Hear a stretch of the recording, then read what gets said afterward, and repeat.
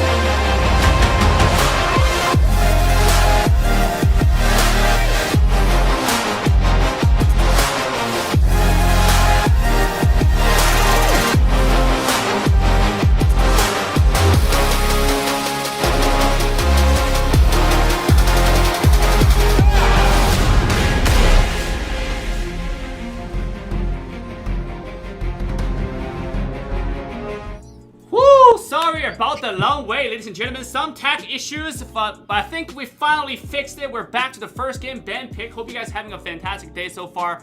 The first game is always going to be the troublemaker, but hey, we got that taken care of. So, Tasty, how are you doing again? It's not esports without some tech issues. That's what I always say. And we got it out of the way. Hopefully it will stay out of the way now, and we can get into our drafts and have smooth sailing the rest of the night. Yeah, hopefully. Fingers crossed, guys. Fingers crossed. If you're wherever you are, send some spirit, send some power to the web portal so it doesn't bug us for a continuous of this game. So, without further ado, guys, let's quickly jump into the first game ban pick of the day between J4F and Team Tribe. Whoo, here we go, baby. All right, so we're going to be sticking to what we saw from the early stages of our initial draft with the Ziggs and the Lee Sin band. Gragas first pick, followed by the Olaf and the Alistar, and now we're seeing Kai'Sa as the hover, and that was, again, makes a lot of sense to me. I think, Kai'Sa and Xayah pretty much 1 and 2, depending on who you ask, is which order they end up in. Wait. Am I seeing 2 ADCs right here? We are seeing 2 ADCs right here. That is a Misfortune and a Kai'Sa. Hopefully, that is an intentional pick from the side of J4F. I've definitely seen some similar type things, but not that specific combination of 2 ADCs. Usually, if you're going to run a dual ADC, it's because you're putting something like a Vayne in the top lane. Or, in PC League, we used to see Misfortune as a support. So there is a chance that could be on the table as well. Yeah, it seems like there is a little bug. So it's Diana and actually, I want to confirm which one they're swapping out. I think it's Diana and Kai'Sa. Just confirmed it. That's gonna be the final 2 picks for Team J4F. We're gonna fix a back end in the back end, but yeah, we're gonna have Diana and Kai'Sa from J4F. And for Team Tribe, a little bit of interesting counter. What do you think about the ban pick so far? I'm curious to see again what they are going to be, where they're going to be putting everyone. With the Twisted Fate and the Fiora. Fiora definitely seems like a pick that is really just all about the split push. That's the only reason you pick Fiora, is if you want to be split pushing all game long and doing nothing else. Yeah. So as long as you can win your matchup, then Fiora is an incredibly strong pick. Twisted Fate, I love the Twisted Fate pick right now just because of the fact that he can get to every lane so quickly and be able to empower something like a Fiora to be able to get that early lead that she needs. Yeah, absolutely. I mean, when you're talking about jungle imbalances, Twisted Fate offers exactly that across the map. He can make a 1-on-1 instantly into a 2-on-1. He can make a 2-on-2 instantly into a 3 versus 2. So this is why he picked this champ, because the early game presence, or the presence across the entire game actually. Late game, you have a Twisted Fate split pushing, and his wave clear is insane. His mobility is insane. It's kind of hard to catch him as well. So overall, I personally like Twisted Fate a lot. I was surprised it's not being picked more often. I think maybe because his laning phase can be a little bit stronger compared to some other champions. Obviously, Ziggs being that annoying of a champ, that prio of a champ.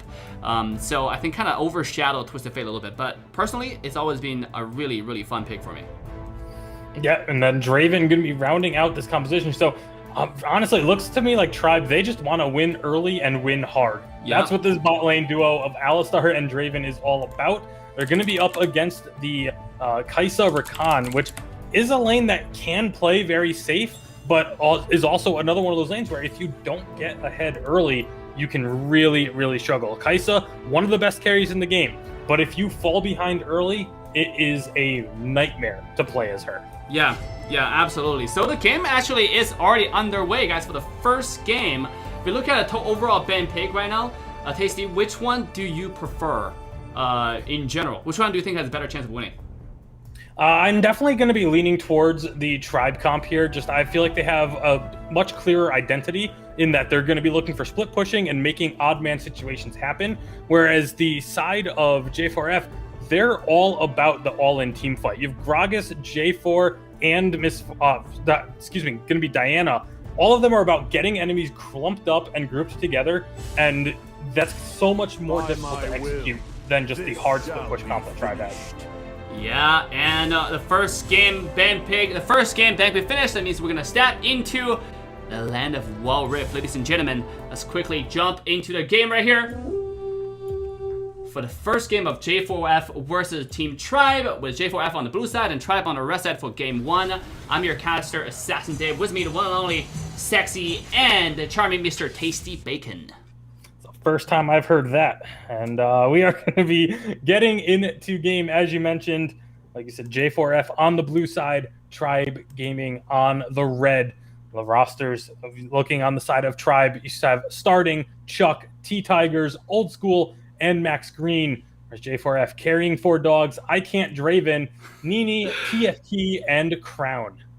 Yeah, I like the rank. You can see all the frames right here. You can see that Team Tribe overall are Master, Grandmaster, and Challenger on their frames. Just look very sexy. And somehow we got TFT using a Platinum account. I mean, hey, there's nothing wrong with being Platinum. Yeah, nothing wrong at all. I may or may not be Platinum myself. Yeah, there are a bunch of Smurfs, to be honest, you know. So a lot of Smurfs being used nowadays just to practice different champions. As we step into game 1, ladies and gentlemen, you can see a little bit of leash on both sides. I'm gonna go ahead and take off Falcon War, so you can see it's a little bit even start on both sides. Yeah, both teams are going to be starting with that little bit of a jungle leash and getting to lane so that you don't miss any minions, don't fall behind on experience.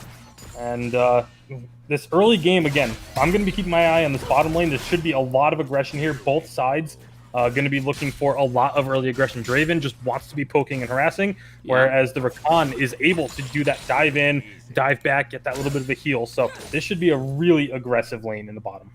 Yeah. I mean, both sides are really strong in a laning phase trading. Actually, to be honest, I'm surprised, like I said, that for Team J4 that they did not use the Xayah and Rakan combo together, because those two just combo really well. But at the same time, Kai'Sa is one of the best ADC pick in the choice in the entire game. So both sides are really strong. Just depends on how they execute the lane a little bit better.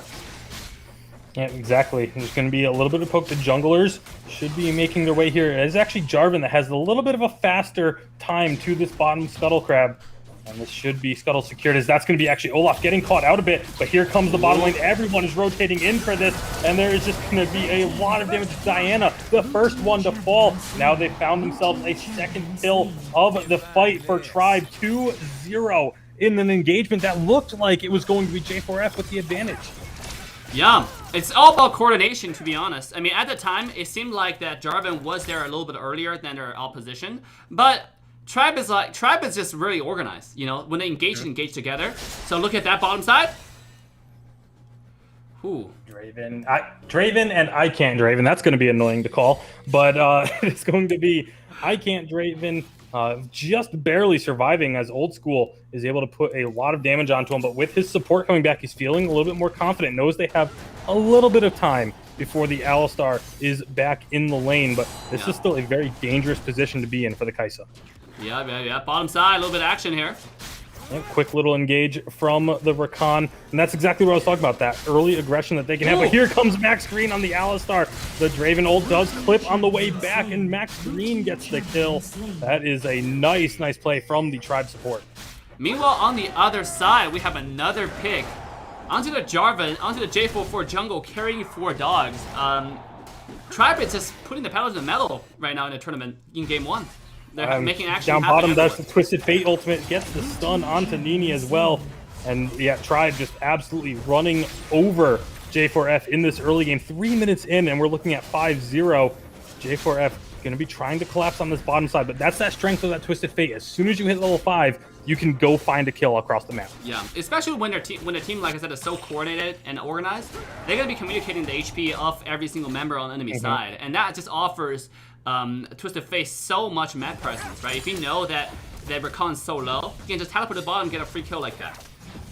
Yeah, and that's something that it's so difficult to play against too, because as Diana, you know, if you're laning against Twisted Fate, anytime he steps into the brush in the river, you have to be calling him MIA as if he's about to be ganking. It's every single time he leaves your vision for a second, you need to be letting your team know, hey, don't know where TF is, he could be ulting any second. The dragon has spawned. Oh, Nini's in a bad spot here, but it looks like we'll be able to walk away as Dragon is now spawning. This is obviously the first big objective of the game, and it looks like it is just going to be J4F conceding this one over to Tribe. They will get that little bit of extra vamp, unless, oh, never mind, here comes Carrying Forward Dog, trying to get the steal. Does not get it, and now he's just going to be left all on his lone sub in the midst of 4 members of Tribe. Oh my goodness. Only 4 minutes into the game, we're already at a 5,000 gold difference. Obviously, Tribe's favor, so they're controlling the full one. At this point, I think just now, it was a good attempt by J4, but they should just give it up. Because for the Dragon, especially after recent nerfs, it's not really that important. Like, if you lose a Dragon, sure, but if you lose like a few more kills on top of it, especially jungle, that's more loss. You know, a lot more loss. Oh, bottom side. Tower? Yeah, it's gonna be Rakan just trying to stop this turret take, but Tribe doesn't care. They take down the turret, and now they can turn their attention onto the kills. And it's actually the Olaf coming down through the jungle, through the enemy jungle, might I add, to secure that kill. This entire map is starting to belong to Tribe. Oh my goodness, look at the items right now. You know, Fiora is looking at a really comfortable spot right now. Already Triforce being finished. Gragas, you know, does have the Sunfire Aegis still. I mean, Fiora just beats everyone in the lane. So when you have a Fiora that can free farm like this, this is looking, every step right now is looking to the favor of Tribe. I don't know what J4 can do at this point. You know, what they could have done just now before the Dragon was to just concede the Dragon and do something else. Bottom side, speaking of J4, here comes. Yeah, looking to make a play on the Olaf. They have him burning down. They will finally get their first kill on the board. But here comes Chuck. He wants to at least answer and stop this push, prevent the turret from going down.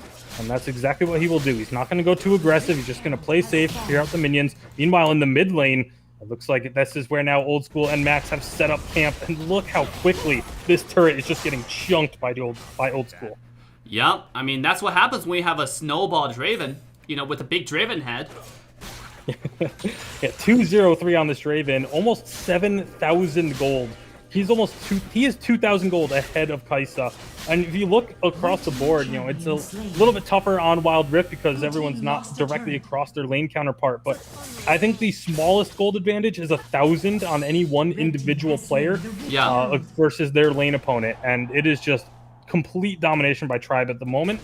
But comebacks can happen in Wild Rift. But honestly, it's going to be tough. You know, Tribe is one of these teams that they know how to close out games. They know how to play with a lead, and they're doing it immaculately well right now. Just going in, taking the enemy jungle, preventing them from being able to find any gold. And this is Olaf jumping right on to the Gragas, and there is just nothing that Crown can do except, you know, get away with his life. But that's about it. He can't try and turn and fight.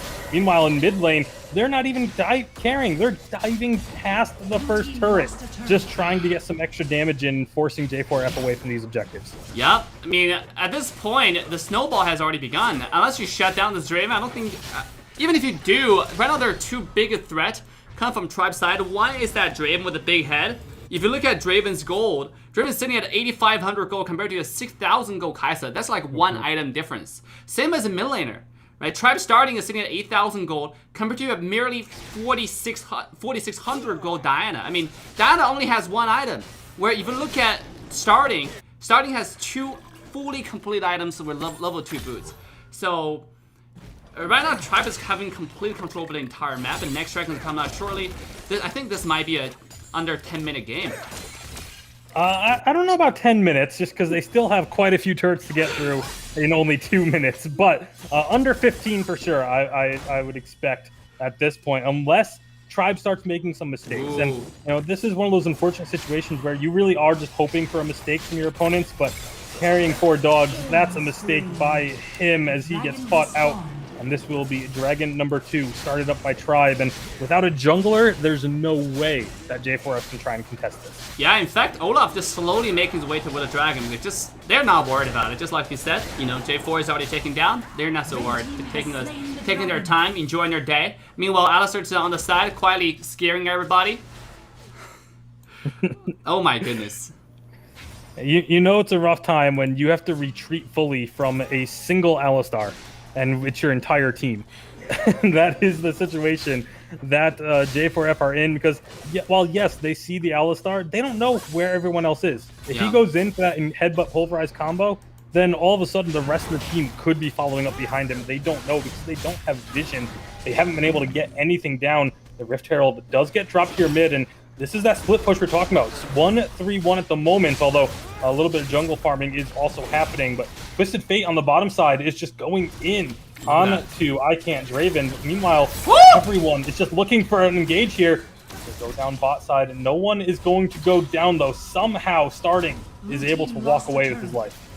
Yeah, and top side, Fiora split pushing all game. This is what Chuck does, actually. Like, when I play with him, I played against him in games, he just split push all game. And bottom side? Yeah, that's not much to say about that when getting caught out there.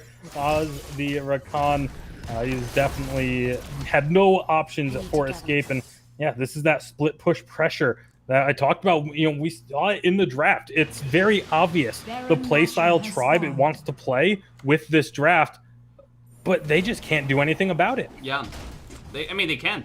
J4F right now is way too behind. Even Diana go full in. If she get a 5-man ultimate, it's still, I don't think they have enough damage. I mean, Gragas, again, built a full tank.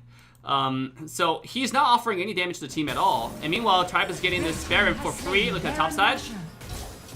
Baron taken, and they've found themselves a Gragas. Nice ultimate to try and delay things here, but Chuck doesn't care. Chuck's just going right on in, gets the riposte, gets the ultimate pop, and now they're going to be just chasing everyone down. Max Green gets himself another kill on this Alistar. The Alistar is on a rampage, and that is 3 members taken down as Tribe with these Baron-empowered minions pushing into the base. I don't think I've ever seen a gold differences so huge. We're sitting at over 20,000 gold differences between the two teams. This is looking like this is a one-sided stomp. So, like, I think what J4F is to learn what mistake they made this game and try to coordinate better next game.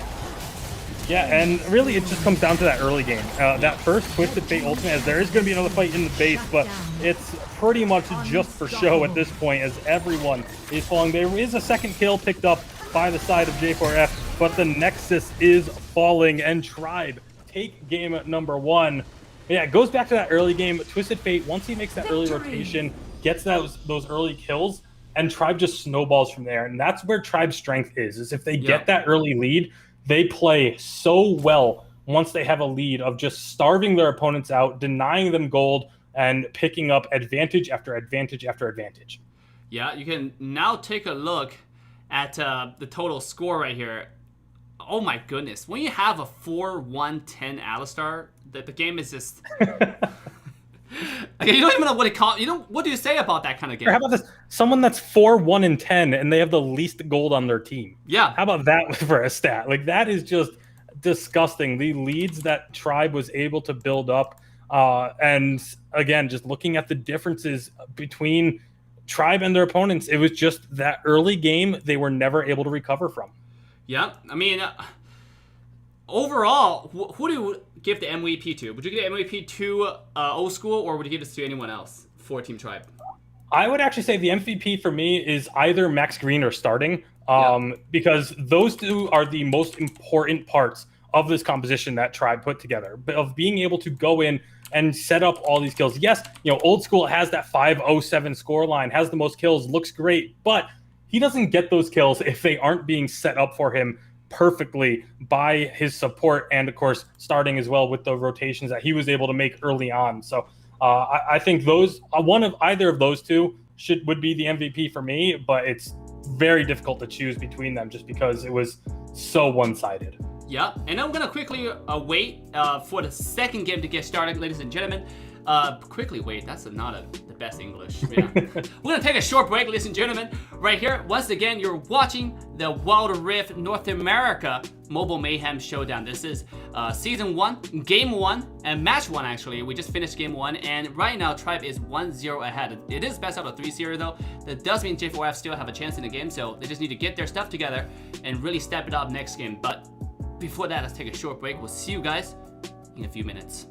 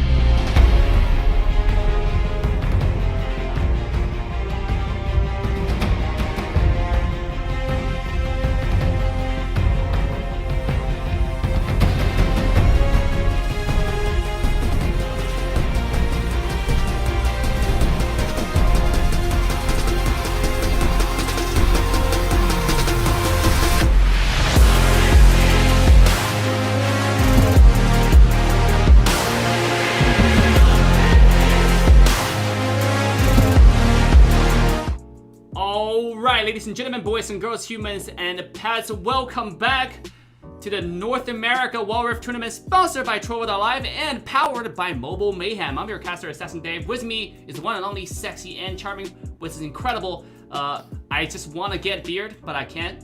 Mr. Tasty Bacon, how you doing?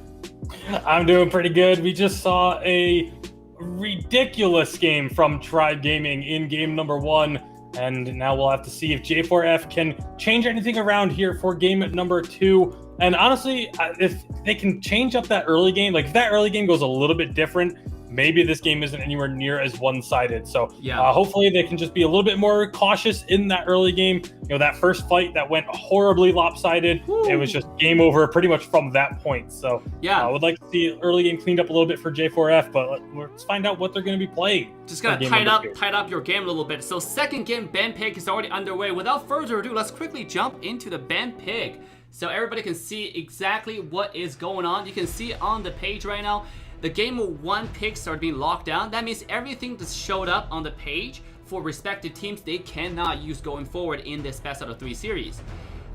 With that being said, who do you think have the best leftover champions?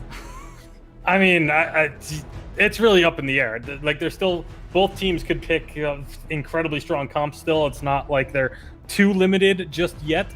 But we are going to see the Ziggs and the Lee Sin once again banned away from each respective team.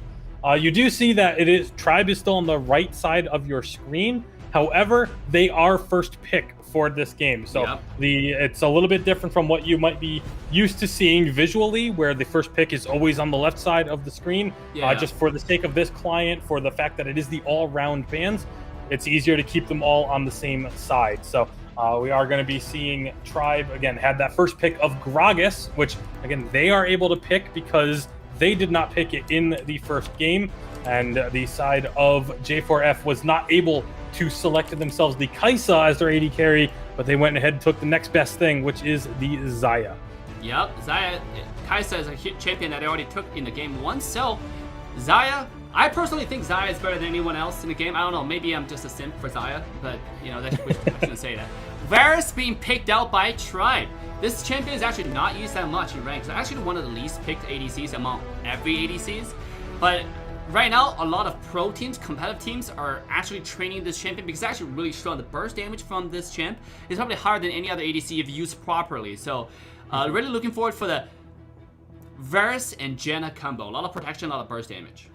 Not only that, but he's pretty much, other than Xayah, one of the only ADCs that has lockdown built into his kit with the crowd control from his ultimate, and also has that incredibly long-range poke with his first ability. As long as you're accurate with it, you can do some serious work early on in the game as well. So pairing it with the Janna is going to be an interesting one. That's a lot of protection right now for this Varus. It's going to be very difficult for anyone on the side of J4F to get onto this AD carry because, you know, first of all, you have the Janna to knock someone up, push them away with the ultimate.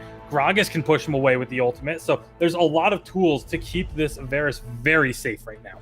Yeah, definitely. I mean, I'm a big fan of Janna. I never was. I didn't like a very defensive type of playstyle. This is me personally. And then the more and more I see Janna, the more I understood why this champion is so strong in the current game. Because it's all about the poke a lot of times, and also for ADCs.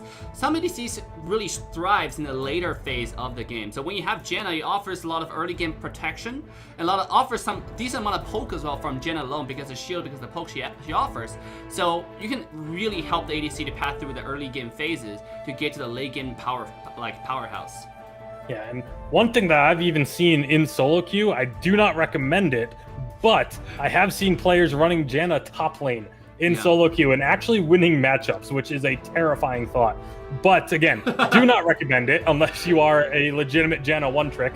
But right now, looking at the compositions as we are rounding out the final pick for J4F with the Akali and the Rengar, the double assassin, now to go with this Varus and protect the Varus with double assassins. This could be a very risky game for Tribe because it's one of those situations where if you don't kill your target when you jump in as either Rengar or Akali, all of a sudden things can get turned around very quickly.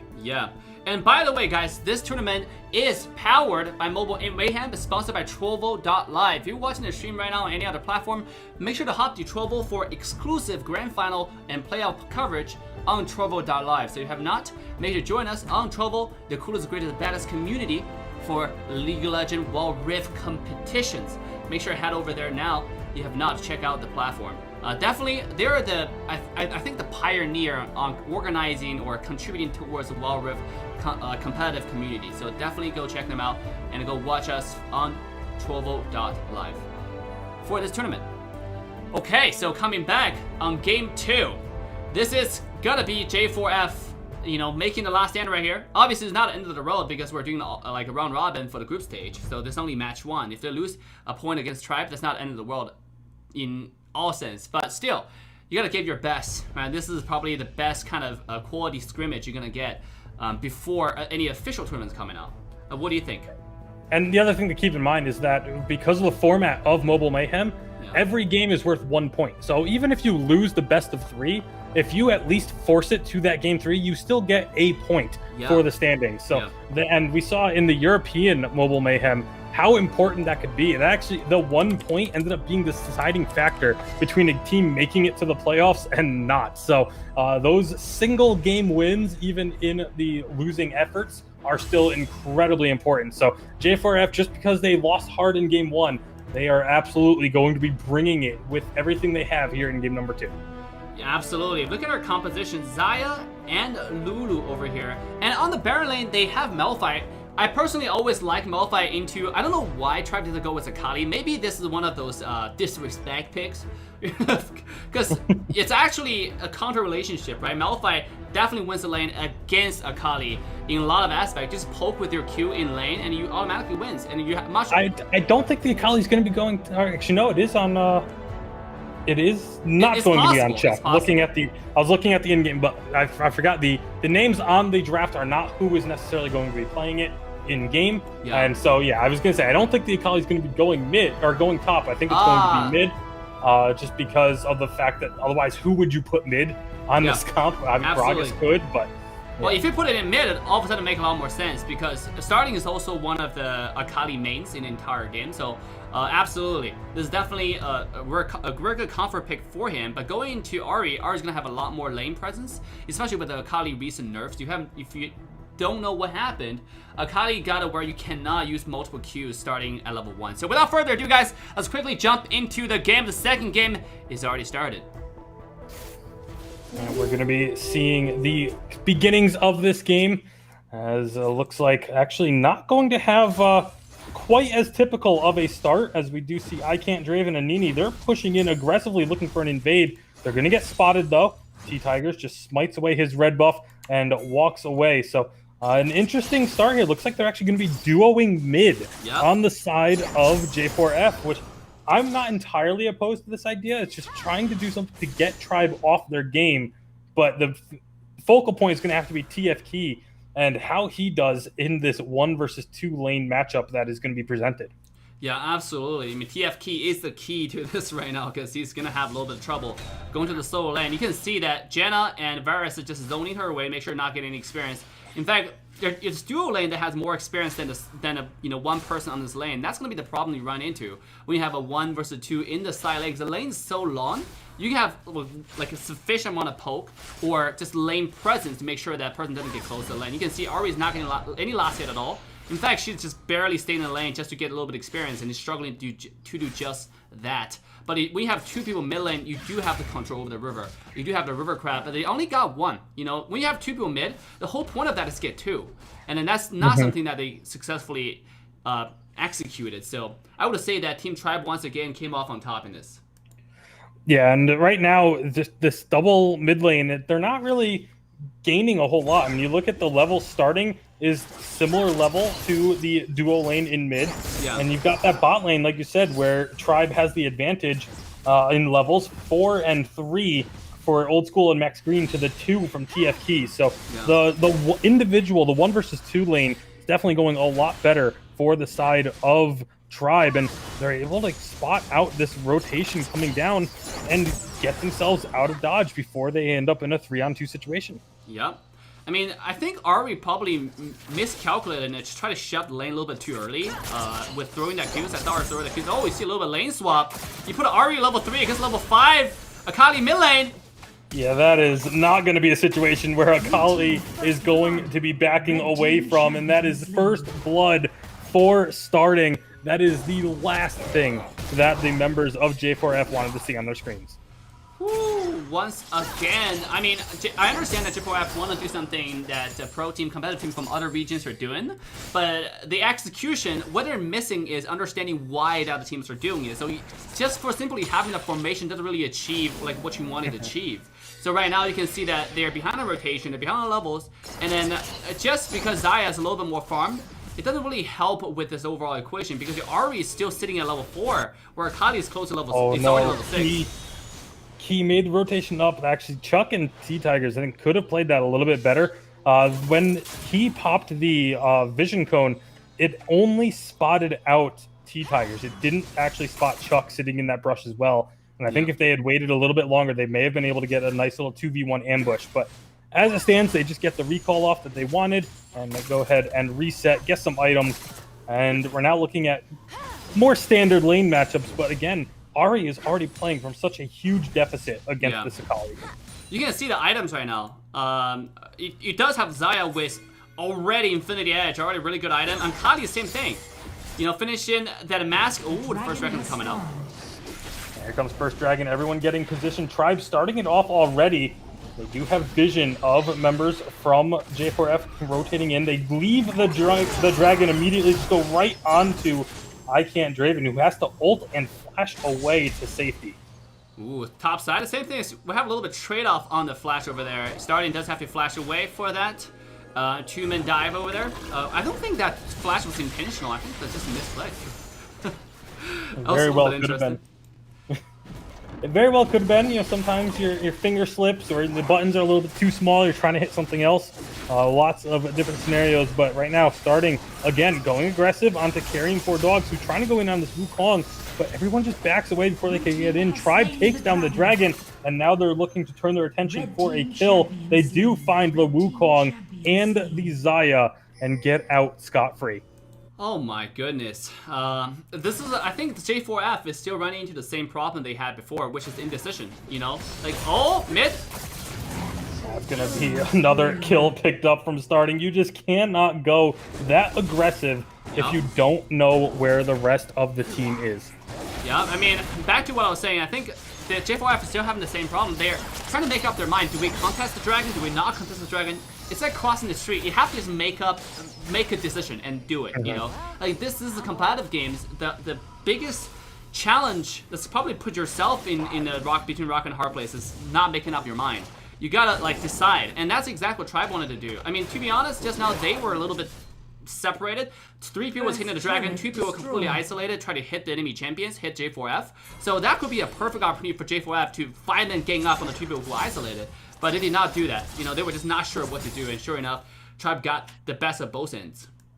Yeah, absolutely. And, you know, something that's said about pretty much every MOBA, every competitive game ever is that it is better to have your entire team following the wrong decision than it is to have people indecisive and unsure of what to do. Right now up top, Chuck, he's going to be dropping that ultimate. He's in trouble, but here comes the troops. Tribe is collapsing onto this. They find the kill on the Lulu, and now Draven, he's going to be caught up as well. And this is now looking like it should be a complete cleanup for Tribe Gaming. 4 kills, and they don't lose anyone. Meanwhile, Old School, he's chasing down the 5th and final kill for the ace, but Crown does get over the wall and avoids the arrow coming out from the Varus. So he will prevent the ace, but that is the lowest form of consolation prize that you can get in Wild Rift. I mean, I wouldn't call that an achievement. It's sure. I mean, surely it's better than giving an ace, to be honest. It's still, like, at this point, it's similar. It's almost the exact same thing as last game. It's giving me a deja vu right now. It's already close to 10,000 gold. It's 8,400 gold advantage to Tribe's favor. And they're only extending that with the amount of map control they have. They have the first tower down the bottom side. They have the first dragon. They have the first Rift Herald. And the top tower is sitting at a sliver of health. So, again, I don't know what J4F can do right now. Ooh, root. Ooh, nice root from the Rengar, and they're just gonna follow that up with a big ultimate from Lulu to try and stall this out, but it's not gonna be enough, and that's going to be another 2 kills, double kill for Old School, and then here comes Chuck, finding the crowd control on the rest of J4F, the ultimate to get the final kill, or second to final kill of that fight, as they do end up cleaning up a 4th. And once again, Malphite doesn't go down, but that's only because he's on the complete opposite side of the map. Yeah. We do see a red team refuse to surrender a vote. You can see it's pretty demoralizing for J4F in this particular matchup against Tribe. Once again, they just figured out who the leader is. When there's a lack of communication, lack of decision making, I think it just comes down to when team is first forming, especially in North American competitive scene. You gotta have a clear leader. Whoever's making the decision, you know, just like Tasty you're saying, it's better to follow the wrong call altogether than not following a call at all. You gotta make up your mind and just execute on it, because that does help with your team synergy over time. Decision making is something you can train, you can, you know, but team synergy, that's a whole different story. Carrying 4 dogs, he's going to be caught out again and tries to get the ultimate. Doesn't even do a quarter of T-Tiger's health before he drops. It's just, again, at this point, Tribe is just beating him down with their wallets. That's going to be another kill up on the top side. Right, 3 members of J4F here together. They do get the catch onto Varus. They finally get themselves their first kill. But at what cost, Dave? At what cost? But at what cost exactly? Malphite will be taking down double kill for the Tribe's mid laner. Dragon's coming up. Seems like a free dragon once again. Tribe have complete map control on this entire map. 15,000 gold lead. Under 10 minutes. This is over 1,000 gold per minute advantage. So, I don't know what to say. Again, and when you have this kind of lead, you get what I don't know if we saw it there in the bottom lane. T-Tigers got caught by carrying 4 dogs. He was able to get him down very low, but just didn't want to commit to the fight because he knew someone from Tribe is going to be coming. If I keep trying to keep this fight going, someone is going to come and collapse on me and take me down. So he had to back off and allow T-Tigers just walk away. Yeah, I mean, right now, I don't know what's communicating through Team Tribes. They're probably laughing at, Face of Old School for being the only person who died this game. Other than that, I don't know what else to say. I mean, this is probably a painful job for analysts to think about how the J4F to come back in this game. You can see people are AFK in base right now.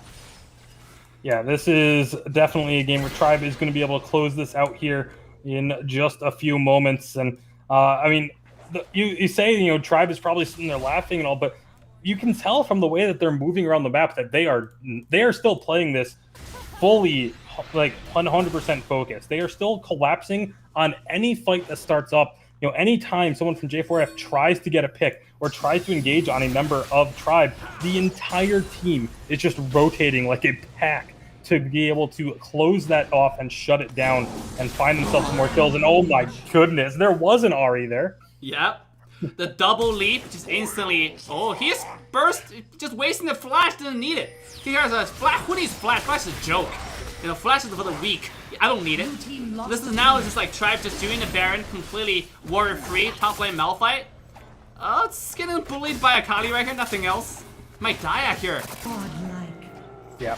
Yeah, that's just what happens when you have an Akali that's sitting at 11,000 gold when the largest gold value on the opposing team is 8,000. Oh, top side. Nice charm. Oh, top side. There's also a fight going on bottom side too. Things happening on both sides of the map for Tribe.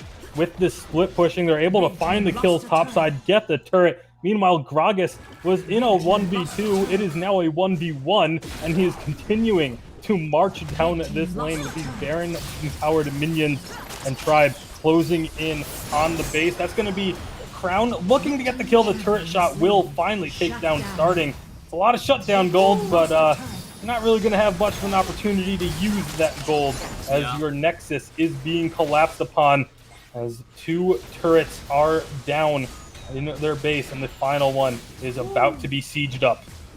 Look at the Varus arrow damage. That burn like 40% of Ahri's health right now. Like that's without any stacks, passive stacks onto this Ahri. If there is 3 stacks or 2 stacks, I think this Ahri might be one-shotted just now from an arrow. That's That's not acceptable in a competitive game. And that's just like, you can Varus right now hold the key to end the team fight before it even begins. You don't need a Rengar to dive in. You don't need anyone, to be honest. He just arrow you and you die, and they can take whatever objective they wanted. So same as Gragas. Gragas fully built, fully decked out. Look at his item stacks. He's gonna stay in the front and tank everything. Meanwhile, dish out a lot of damage. So bottom, high ground tower once again. Team Tribe looking to siege this last remaining tower. Here we go. And well, that's going to be the Wukong falling to the Gragas ultimate. Using the ultimate that's typically an engage tool as your finisher for a kill is just the ultimate flex as Gragas. And now starting, he's diving in nearly under the fountain looking for kills. Doesn't quite get the double kill he wanted, but this is going to be the Nexus under siege here for J4F. Tribe Gaming looking to close this one out.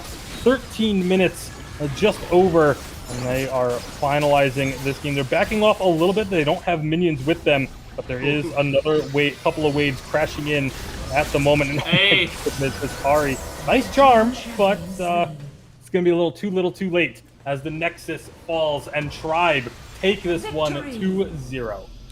Wow, Tribe's taking a little bit of light tap on their KDA right here before they take, completely close out the game right here. Just playing around, messing around with their food in the enemy's base. Everybody seems to have like 1 or 2 deaths. Starting only died because he's looking to 1 versus 5 in our fountain. So, I mean, there's always going to be a risk when you're dancing around in a fountain. Still, turned out to be a pretty good show overall. MVP actually granted to Max Green 3-0-16 on the Janna. I mean, once again, who would you give the MVP to? Mr. Tasty? This time around, I think it's a little bit more clear for me that it's going to be starting that I would give MVP to on this one, just because he survived played that 1v2 in mid lane nearly flawlessly, and then was able to get those early kills to be able to really start this snowball rolling, and was just the kind of the catalyst for everything that we saw in this game from Tribe. I mean, the one thing that I didn't understand is when Team J4F was trying to commit the dual lane mid strategy, but they didn't commit all the way. They kind of swapped halfway, realizing that Ari didn't have any farm. But Ari rotated through the river. That kind of gives starting the first snowball. When starting was level 5, we saw Ari was level 3. That just didn't make any sense, because you're putting a laner the far behind compared to your opponent right there. So J4F have a lot of homework to do back home, but this is definitely a great game to learn from, and definitely a great demo from Tribe in this tournament, showing the domination spot they're sitting in right now. Yeah, and again, for Tribe, it's all about that early game. If they get an early lead, they just completely shut down their opponents. For the side of J4F, I think that's got to be their focus, is playing a little bit stronger in that early game. Mid to late game, their movements were fine. It's just that they were so far behind already by that point of the game, so they weren't able to do anything with the decisions that they were making and the movements that they had. There were times where it looked like they had someone caught out, but then it just gets turned around because they don't have the damage to finalize the kill in time. And if the early game goes a little bit better, all of a sudden those plays where someone just barely escapes with a sliver of health becomes a kill, and this looks like a very different game. So early game, definitely the focal point for both of these teams in match number 1, but for very different reasons. Yep, and just for a little reminder, ladies and gentlemen, this is only match 1 of the day. In fact, let's quickly jump to the match of the day schedule.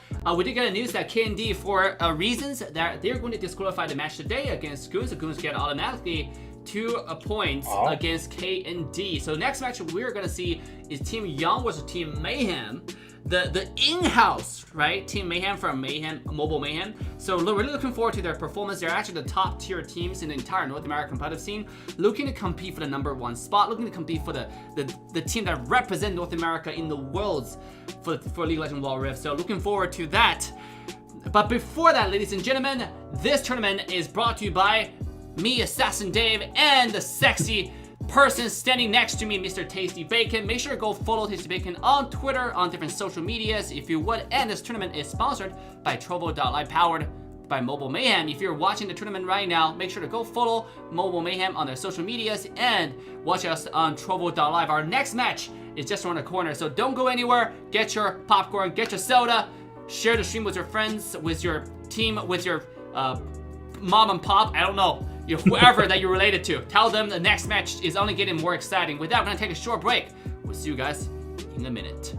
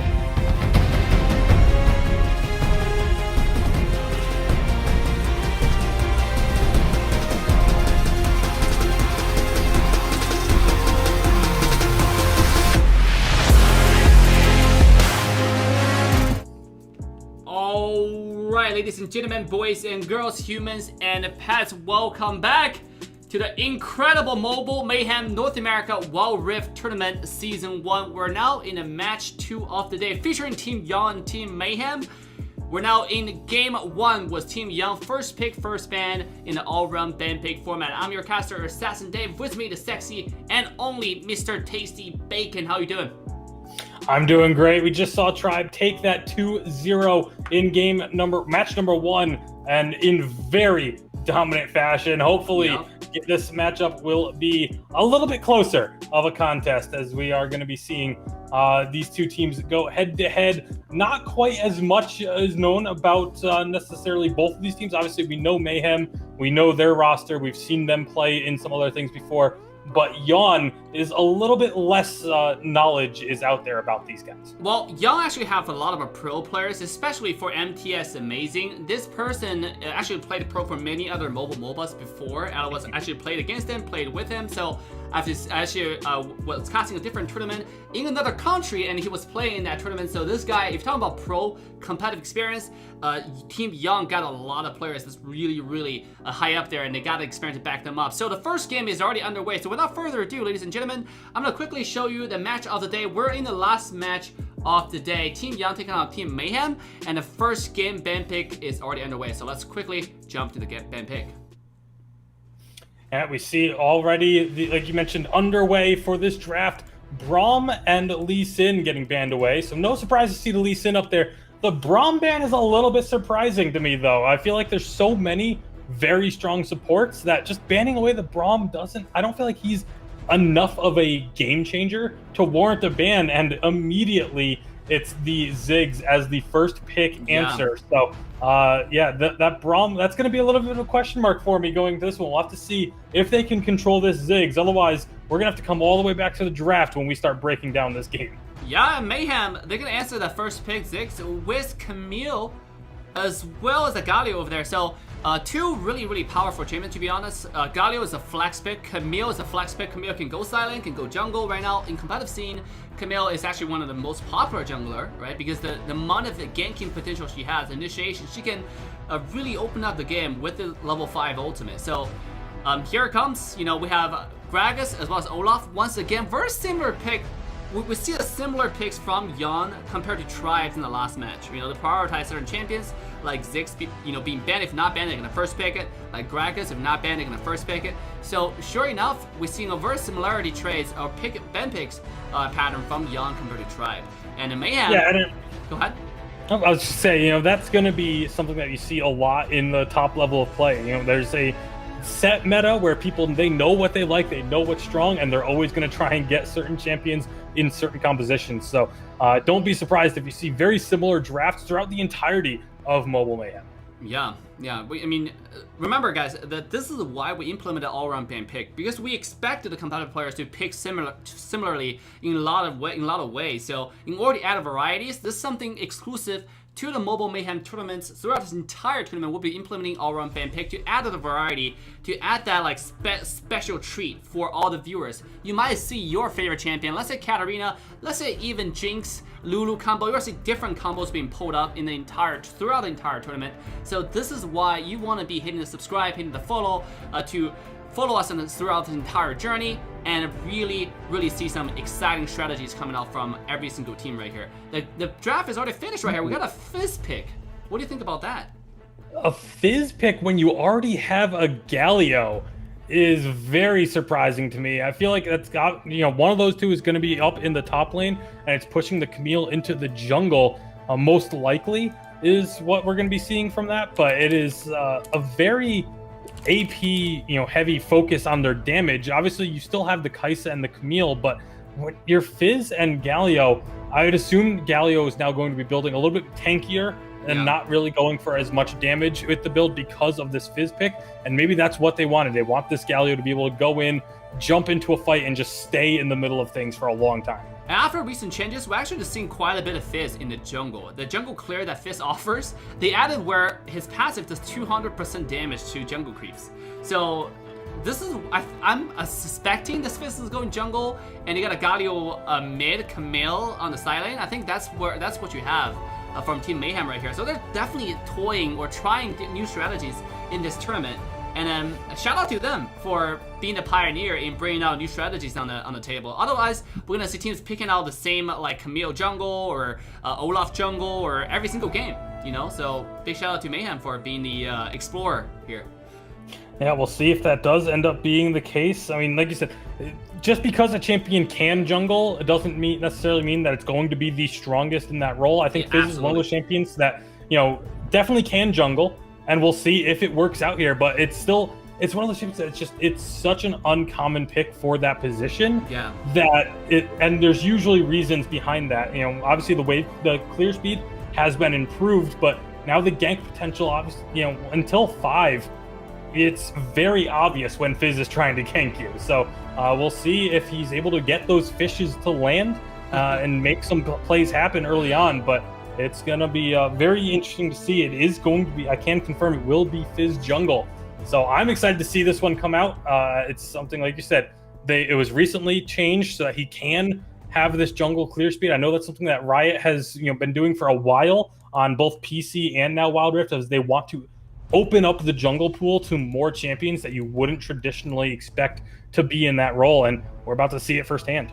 Yeah, I mean, again, I actually saw that they actually locked in Fizz jungle, but you're absolutely right. Just because the champion can jungle doesn't mean it's the best. Especially we're only at best out of 3. There are a sufficient amount of champions that you can really pick from. But instead, they decided to actually show something different this game. I mean, this might be a strategy. This might be something that they're just being very confident, really trying out. It's game 1, day 1. Everybody's is relaxed and chilled.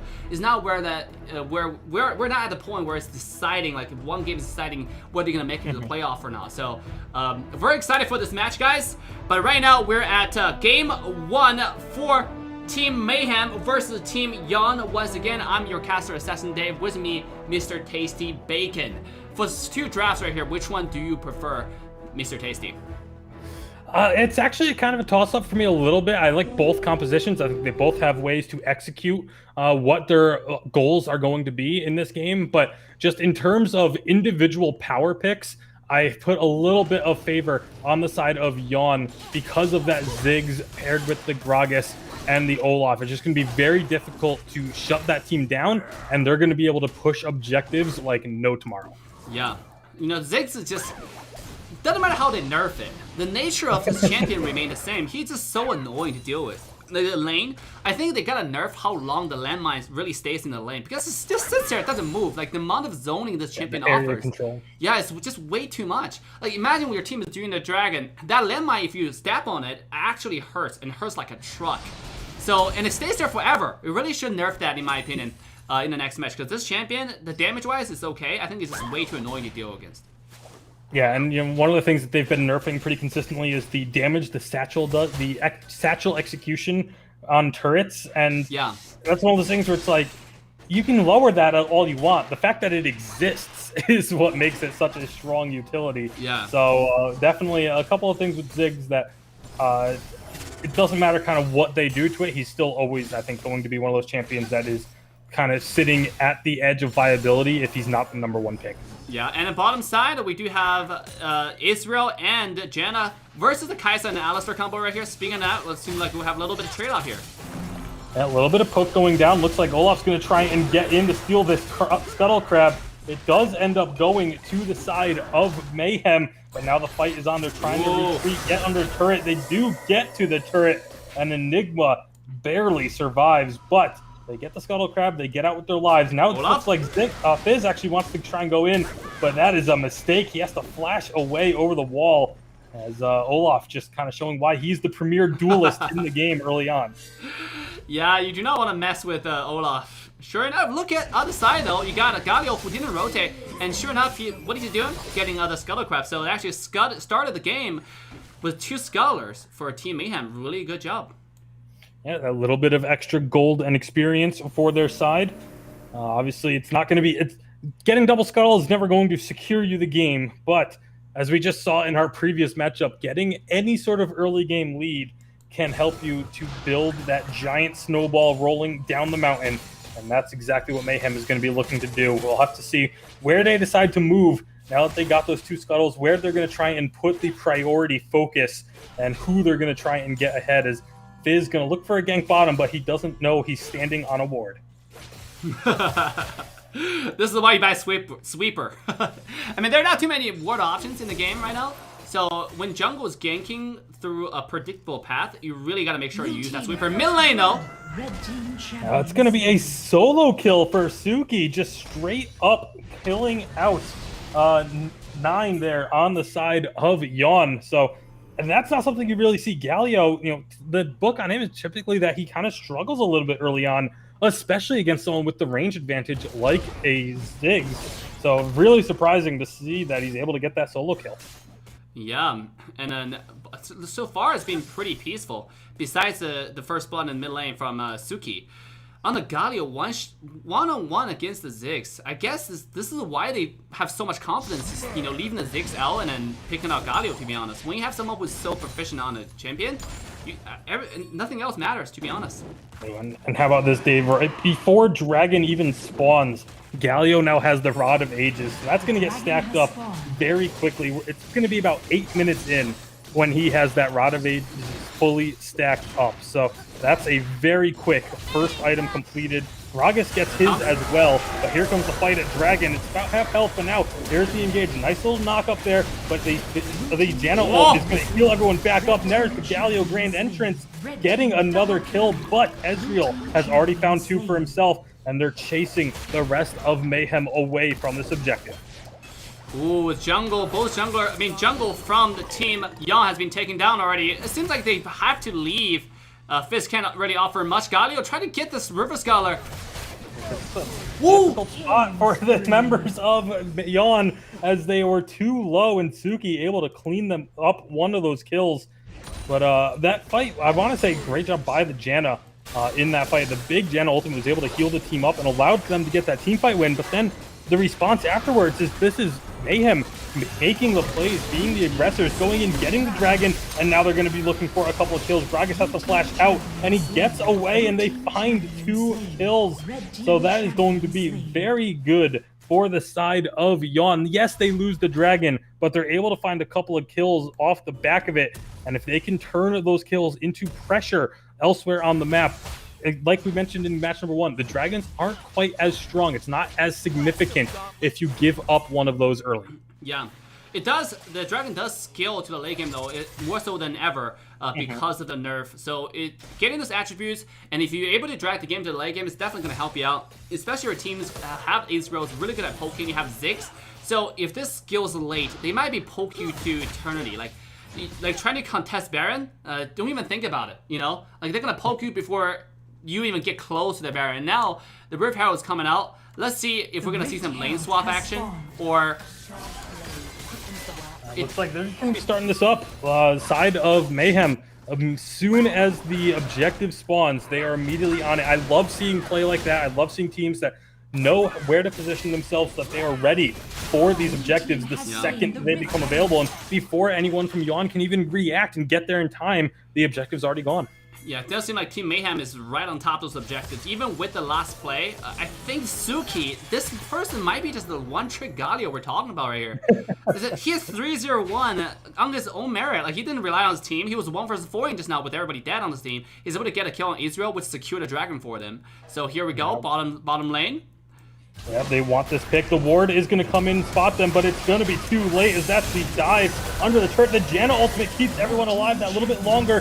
Suki is going to fall to the turret as a result, but they are continuing to chase. They find themselves 2 kills and get themselves now some damage onto this turret as well. Ooh. Don't think they're going to be able to clear it out just yet, but a great answer from the side of Yon to be able to recognize how they had to play around that dive to try and minimize the damage. But Mayhem just had too many numbers there.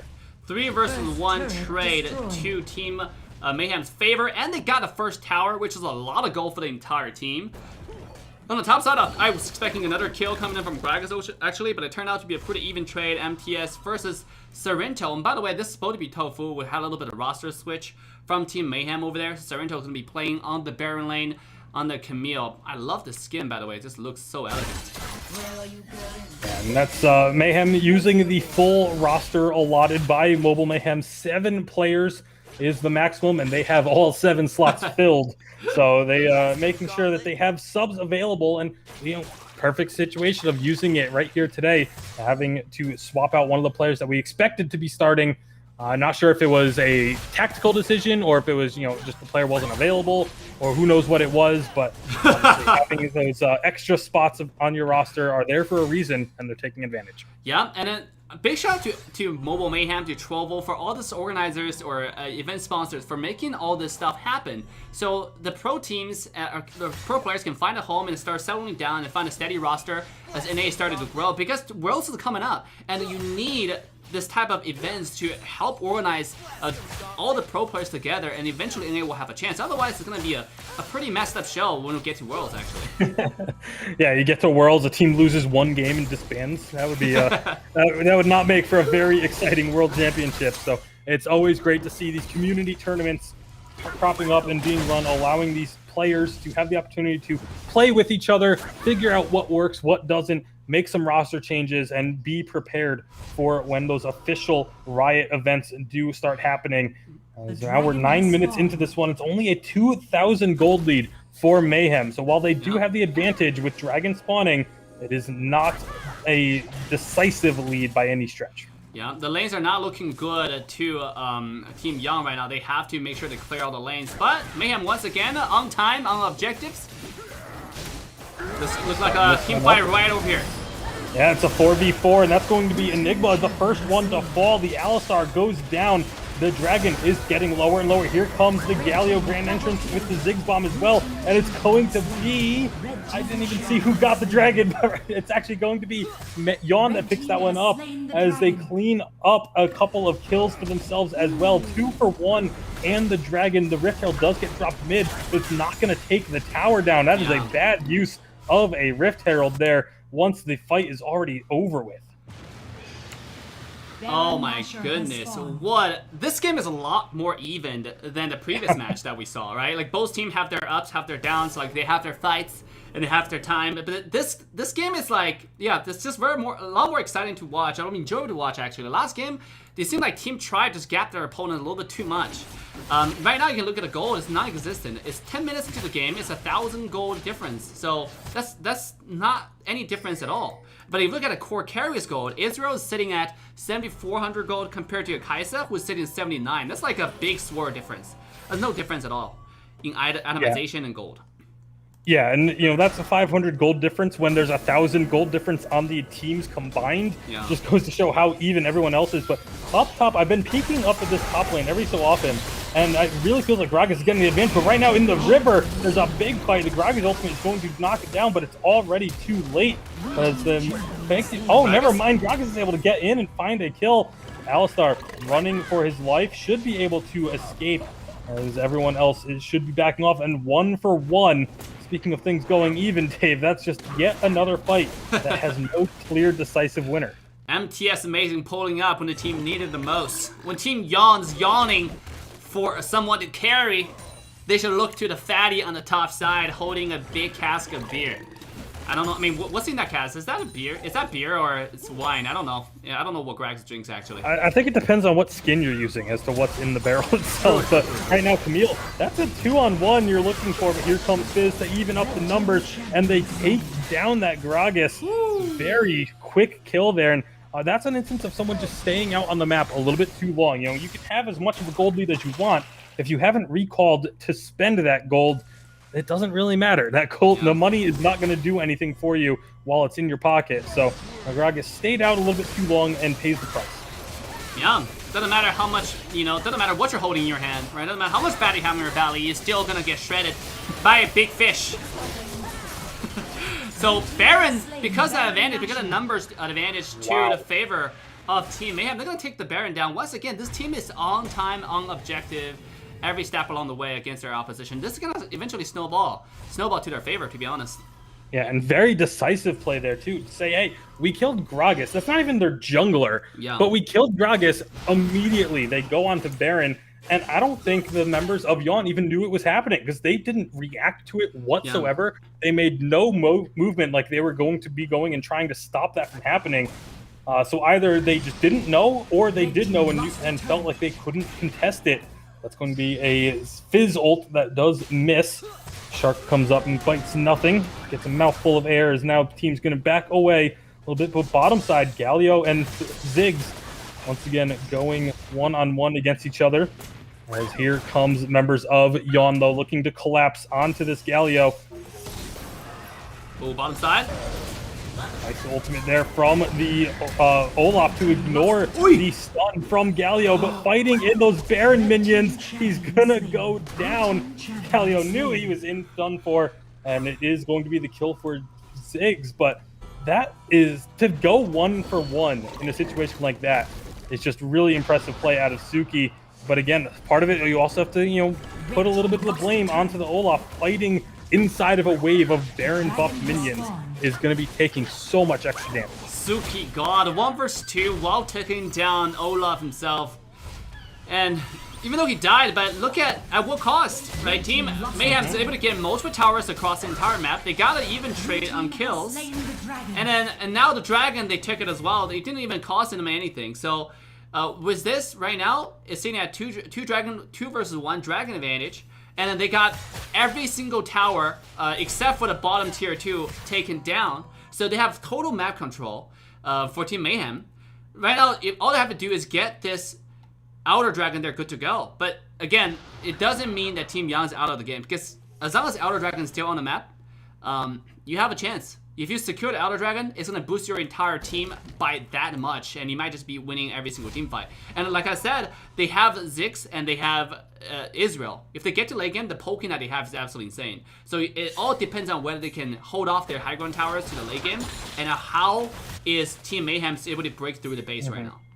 And while it is a large gold lead for the side of Mayhem right now, the one other saving grace for the side of Yawn is that they haven't taken a single turret down themselves. That is a lot of gold standing out on the map. If they can find a team fight, they're going to close that gold gap extremely quickly just by taking down those outer and inner turrets all on one push. We're getting to the stage of the game, 15 minutes plus, where if you win a team fight decisively, especially, all it takes is one.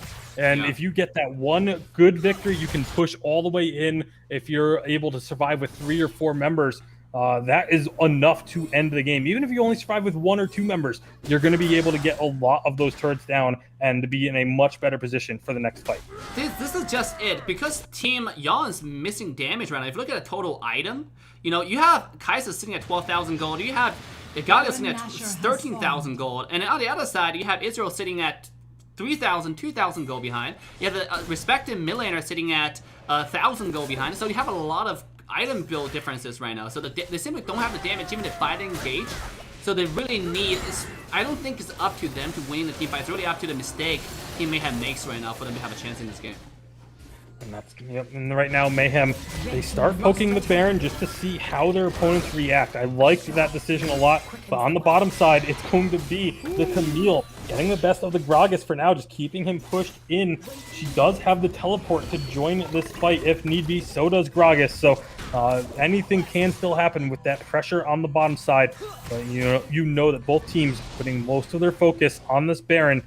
And for Mayhem, really all they have to do is keep occasionally dipping out of vision of the members of Yawn. And Yawn has to be worried about this Baron. And right now they're clearing out the vision in the Baron pit.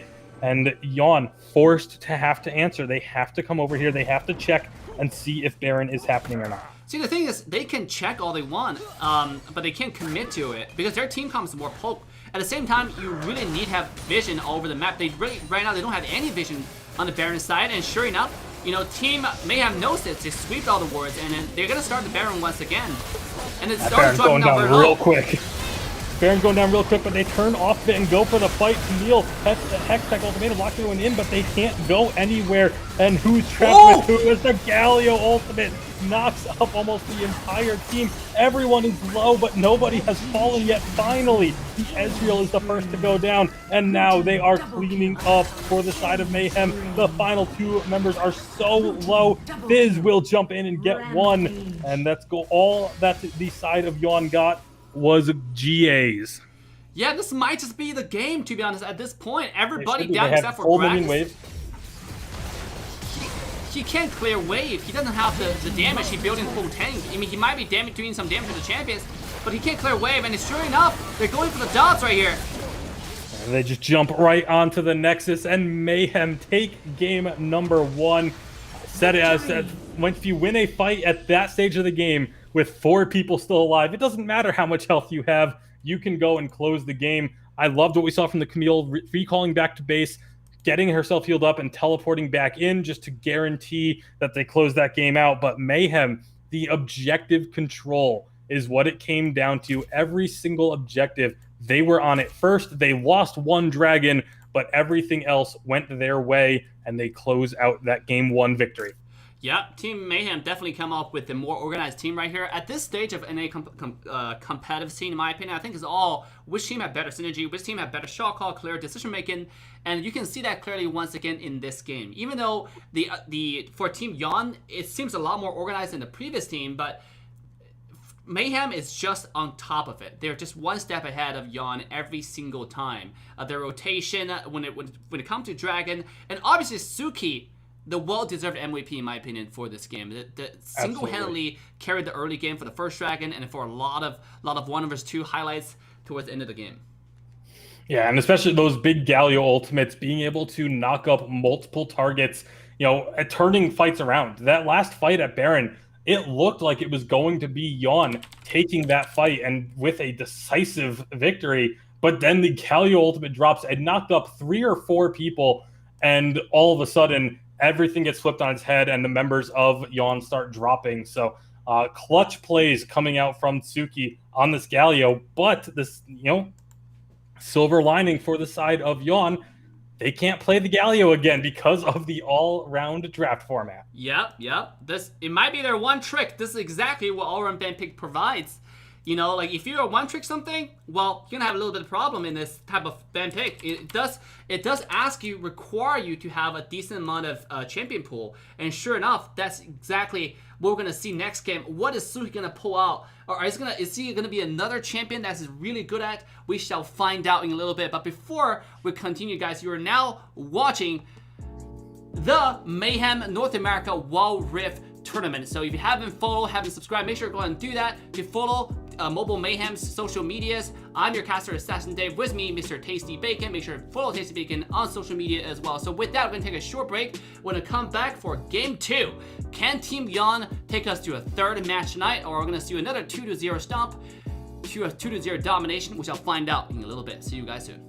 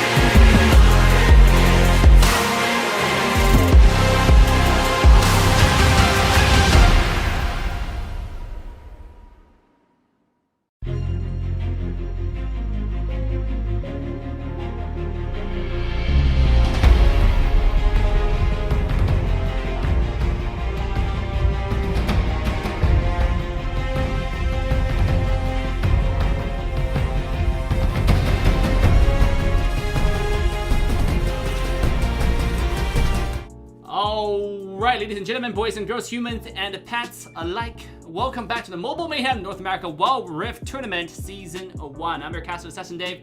With me is Mr. Tasty Bacon. How are you doing, Tasty? Doing great. Looking forward to getting into game number 2. Game 1 was so close between these two teams until it wasn't. And until it wasn't. The very end of the game looked lopsided, but it was a very even matchup up until that Baron fight. So I cannot wait to see what game 2 is going to have. Even that Baron fight seems kind of like back and forth until Mayhem just all of a sudden come back. Yeah. And they dragged the team fight. It was really smart from them, and it came back strong and powerful, win that team fight decisively, and control the entire game starting that point. So the second game, ban pick, is already underway.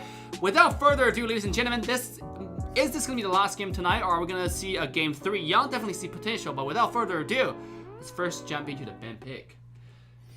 All right, and as we get a look at it once again, you have to keep in mind that this is the all-round draft where the champions that you played in game number 1 are not available for your team for the rest of the series. So Camille is going to be the ban here. I think that's a very smart ban from the side of Mayhem. And then it's going to be Braum once again getting a ban here. Although this time it's by the side of Yawn that takes Braum off the board. I mean, why? I understand that Braum is strong. I understand it's powerful, but is it ban worthy? Is it really like ban worthy? That's my question. I don't think so, because I mean, if you're looking at something like Braum, Alistar is very similar in what he brings to a team, and it's like you're banning away the Braum, but what are you getting by banning away the Braum? Like, how much better is Braum over the next best support? And I don't think it's worthy of a ban there. But hey, these teams disagree, and we'll have to see how it plays out. As right now is going to be the Seraphine as a first pick for the side of Yawn, for the side of Mayhem, and then Yawn going with the Wukong and the Garen. So 2 big bruisers right off the bat. Yeah, absolutely. We already have Wukong. Wukong is also an interesting pick. By the way, I just want to clarify, when you see the empty spot on the history from Mayhem side, that's because they swapped out players, as we talked about. Sarento is taking the spot of Tofu. So even the last game, Sarento was playing on the Camille side lane. Just totally ignore that circle. That's just me not knowing how to code. but other than that, we have you already see a pretty clear picture of what's being picked and what's available. So right now, for Team Mayhem, they really need to consider jungle, and we're gonna see Olaf. They took away the Olaf pick from Yawn, that the champion they had somewhat success with, but still lost last game. So interesting how popular Olaf is right now among the competitive teams. It's also kind of interesting to me that they picked the Olaf and the Gragas this early, not wanting to show what the rest of their team composition is going to be just yet, because they know that Olaf and Gragas can't be picked away from them because they was played in game number 1 by Yawn. So they could have, if they wanted to, they could have saved those picks and gone with something else, but that clearly shows that they want to hide whatever their final 2 picks are until they see more of the composition. Yeah, and then 1 second, sorry about that. I was looking at some technical issues. And look at, we're gonna have Mark's ADC being picked out by Team Young right now, and it seems like they are going for the Kai'Sa pick, leaving not so much choices left. Because if you look at Team Mayhem right here, last pick they already picked Kai'Sa. So why is Kai'Sa priority pick for among all the teams right now? I simply do not understand. I personally, I just like Xayah a lot better, you know. I personally prefer the Kai'Sa, and I think it is just a personal preference thing. Yeah. I think both of them are extremely strong. They both have are able to solo carry a game, it feels like. For me personally though, Kai'Sa has that little bit of more extra range and has a little bit more of the positioning factor than what Xayah brings to the table. Xayah can reposition with her ultimate, but Xayah can use the ultimate, can use her third ability to dash around a little bit and have that little bit of invisibility to be able to reposition within a fight. So that's personally why I prefer the Kai'Sa. But like I said, I think both of them they're 1 and 2, and depending on who you ask, you're going to get a different answer of which one is 1 and which one is 2. So I think it's purely personal preference. But those 2 ADCs, expect to see them very, very frequently. Yeah, and on top of it, Team Yon, I think Team Mayhem definitely get an upper understanding of the ban pick format. They left the Ziggs to the very end, knowing that Team Young already picked the Ziggs in game 1 and it was not banned away. So knowing that the Ziggs automatically banned for Yon, so Team Mayhem didn't pick it at all. They saved it to the very end. That's why ban pick in the RM ban pick format is a little bit different than regular picks, because regularly you would have picked Ziggs, right? Like right away. Yeah, it's kind of funny. You look at the composition for Mayhem. It is literally the exact same composition that Yon ran in game number 1 with a Seraphine swapped for the Janna. So if they can win this one, I love seeing stuff like this because it's just like the ultimate flex of being able to say, hey, you lost with this comp, now we're going to take it and beat you with it. Like there is no greater flex in MOBAs than pulling off a move like that. Yeah, it's simply showing you that I'm better. You know, it's just saying that you guys sucks. You know, go back to playing ranked. Get better. That's literally what they're saying. The pick's been finished, and the Yon's mid lane will be locked in with Janna right here. A full dive comp. MTS Amazing, one of the best Garen player I know in North America, and sure enough, they're gonna pull that out. And then their entire composition with the Wukong, with Diana, with Rakan, everybody can engage, everybody can dive. So meanwhile, Mayhem's going, just like you said, they're going for the similar comp that Yon went last game, except for Janna and the Seraphine right there. So they're swapping the strategy. Right now, Yon is going to be diving. Can they pull out the dive? Team Mayhem, they really have to poke a lot more because their early game is missing a lot of damage right here. Except for Seraphine, it's going to be putting a little bit of poke. They really need to poke first before they fully commit.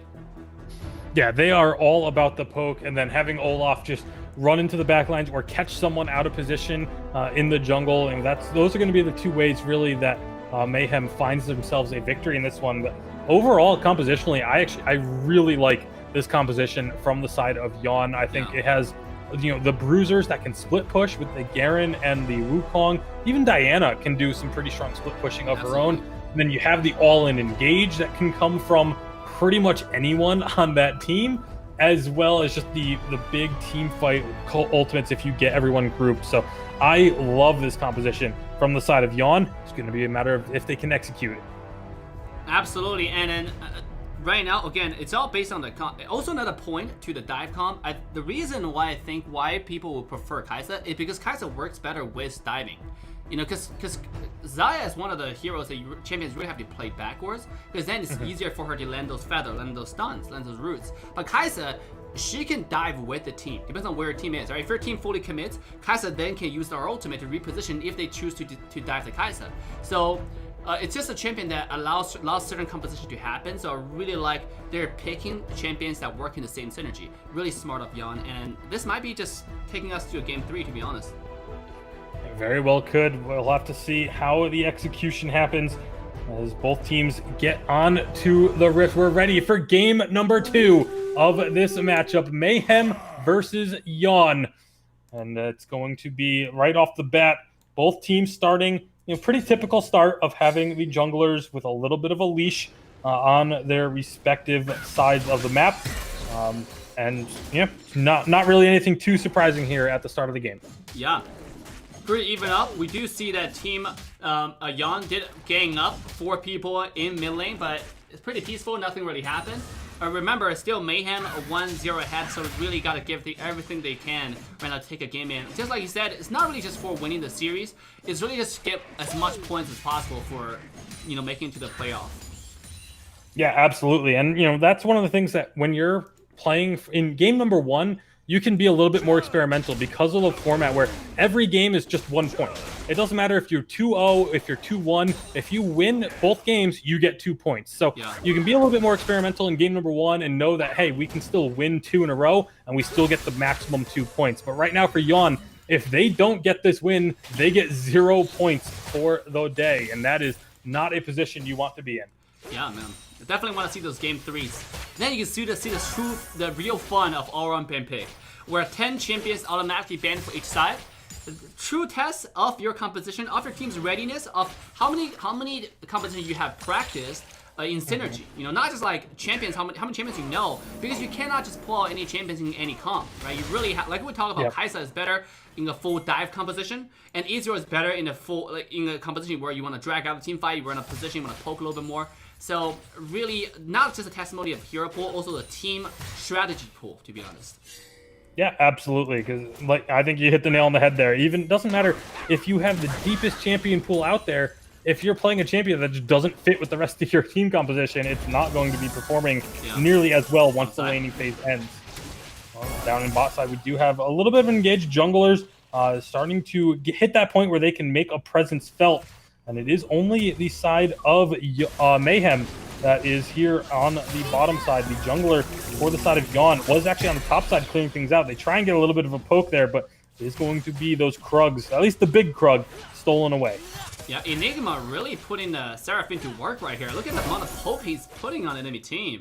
And that's the benefit of having a poke come in early game. You really gotta out-poke your enemy team to pressure them, to let your ADC farm a little bit better. That's the whole point. If you have poke comp and you're not like having higher HP like constantly than your opposition, you're losing the comp. Because then diving comp is always gonna be better in team fights. And the only way for your composition to have upper hand is to poke them, to poke the enemy, make sure they cannot fight you evenly. That's how you win the comp. That's the win condition for that strategy. And sure enough, Seraphine is really putting in that work right here. Look at the HP for both of them.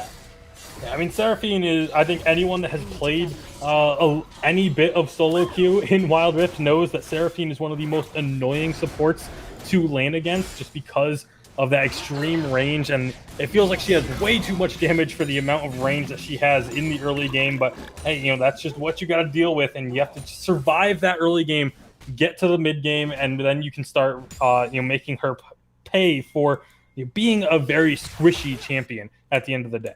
Yeah, and then next Scuttle is coming up. Sculler. This Sculler decides who's gonna have the map control over the dragon. Actually, it's gonna be Mayhem once again, showing the characteristic of their team. You know, on point, on time, at the right place at the right time.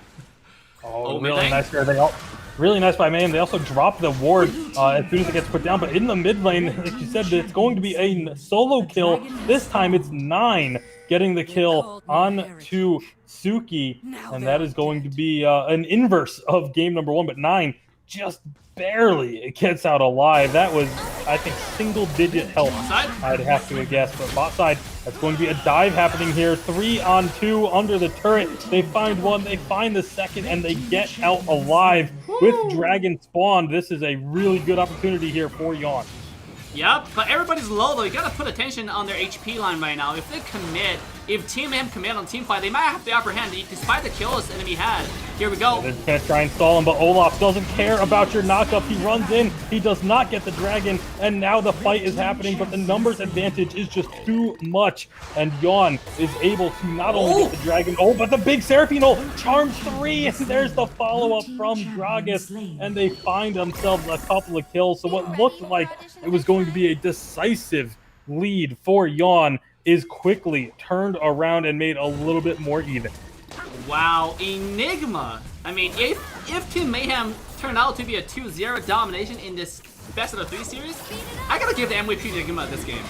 The amount of poke just off that one play. Doesn't even matter what happens the rest of the game. Yeah, it doesn't even matter the rest of the game. See how annoying this person is with that ultimate, with that poke? She's just warrior-free, roaming around the map, but that ultimate is just accurate. It's just on point. I love Suki going to the mid lane. Yeah, 9 getting the big ult onto Suki. Suki's going to throw out the bomb, but it's not going to be enough. And 9 with a second kill onto Suki. That is not what you want to be seeing if you're the side of Mayhem. Down 5-2 on the kills and about 2,000 gold. And down the first dragon as well on top of it. So if this keep on scaling, it's not going to be worse for them, because when you have a poke comp, you want to be sitting at least an even spot, so you can win those team fights. You can poke your opponents. So if you're behind, it's really easy for the dive comp to continue to snowball. That's the up and downs. Because right now, speaking of snowballing, here it comes. Yeah, it's Olaf. He's gonna have that ultimate. Uses it to get himself out to safety. But now the rest of Mayhem are here. It's 3 members from the side of Yawn. Make that 4 as Diana has collapsed. Garen just going to keep pushing down bot lane while there's a big Rift Herald distraction going on. He's going to be able to take a turret. And honestly, this is the type of thing I love to see from teams, is making a decision of, Rift Herald, you're typically going to use that to get a turret, and they say, hey, we're just going to keep pushing and get a turret regardless. But now there's a fight on the top side as it's all in engage, but the Seraphine is just keeping everyone alive and keeping everyone locked in place. There's so much damage across the board. The Ziggs ultimate is going to come down as well, but it's not going to find anyone. A double kill for the Olaf, and it ends up being a complete massacre up in the top side. 3 kills apiece.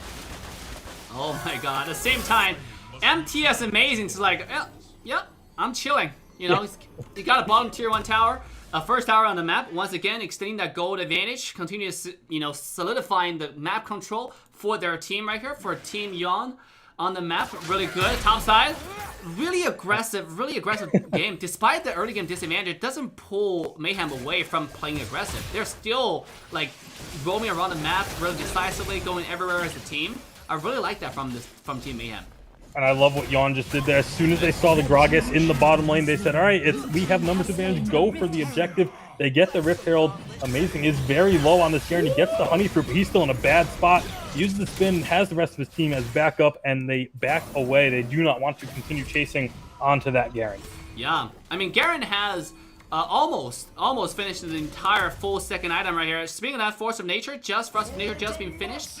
2 full items. You're looking at the tankiest person alive in this game right now. So sure enough, even though Garen was like at 1/3 of HP, normally in ranked game people would just chase, oh, he's 1/3 HP. But in competitive game, pro players knows better. All right, you can't kill that Garen at that point.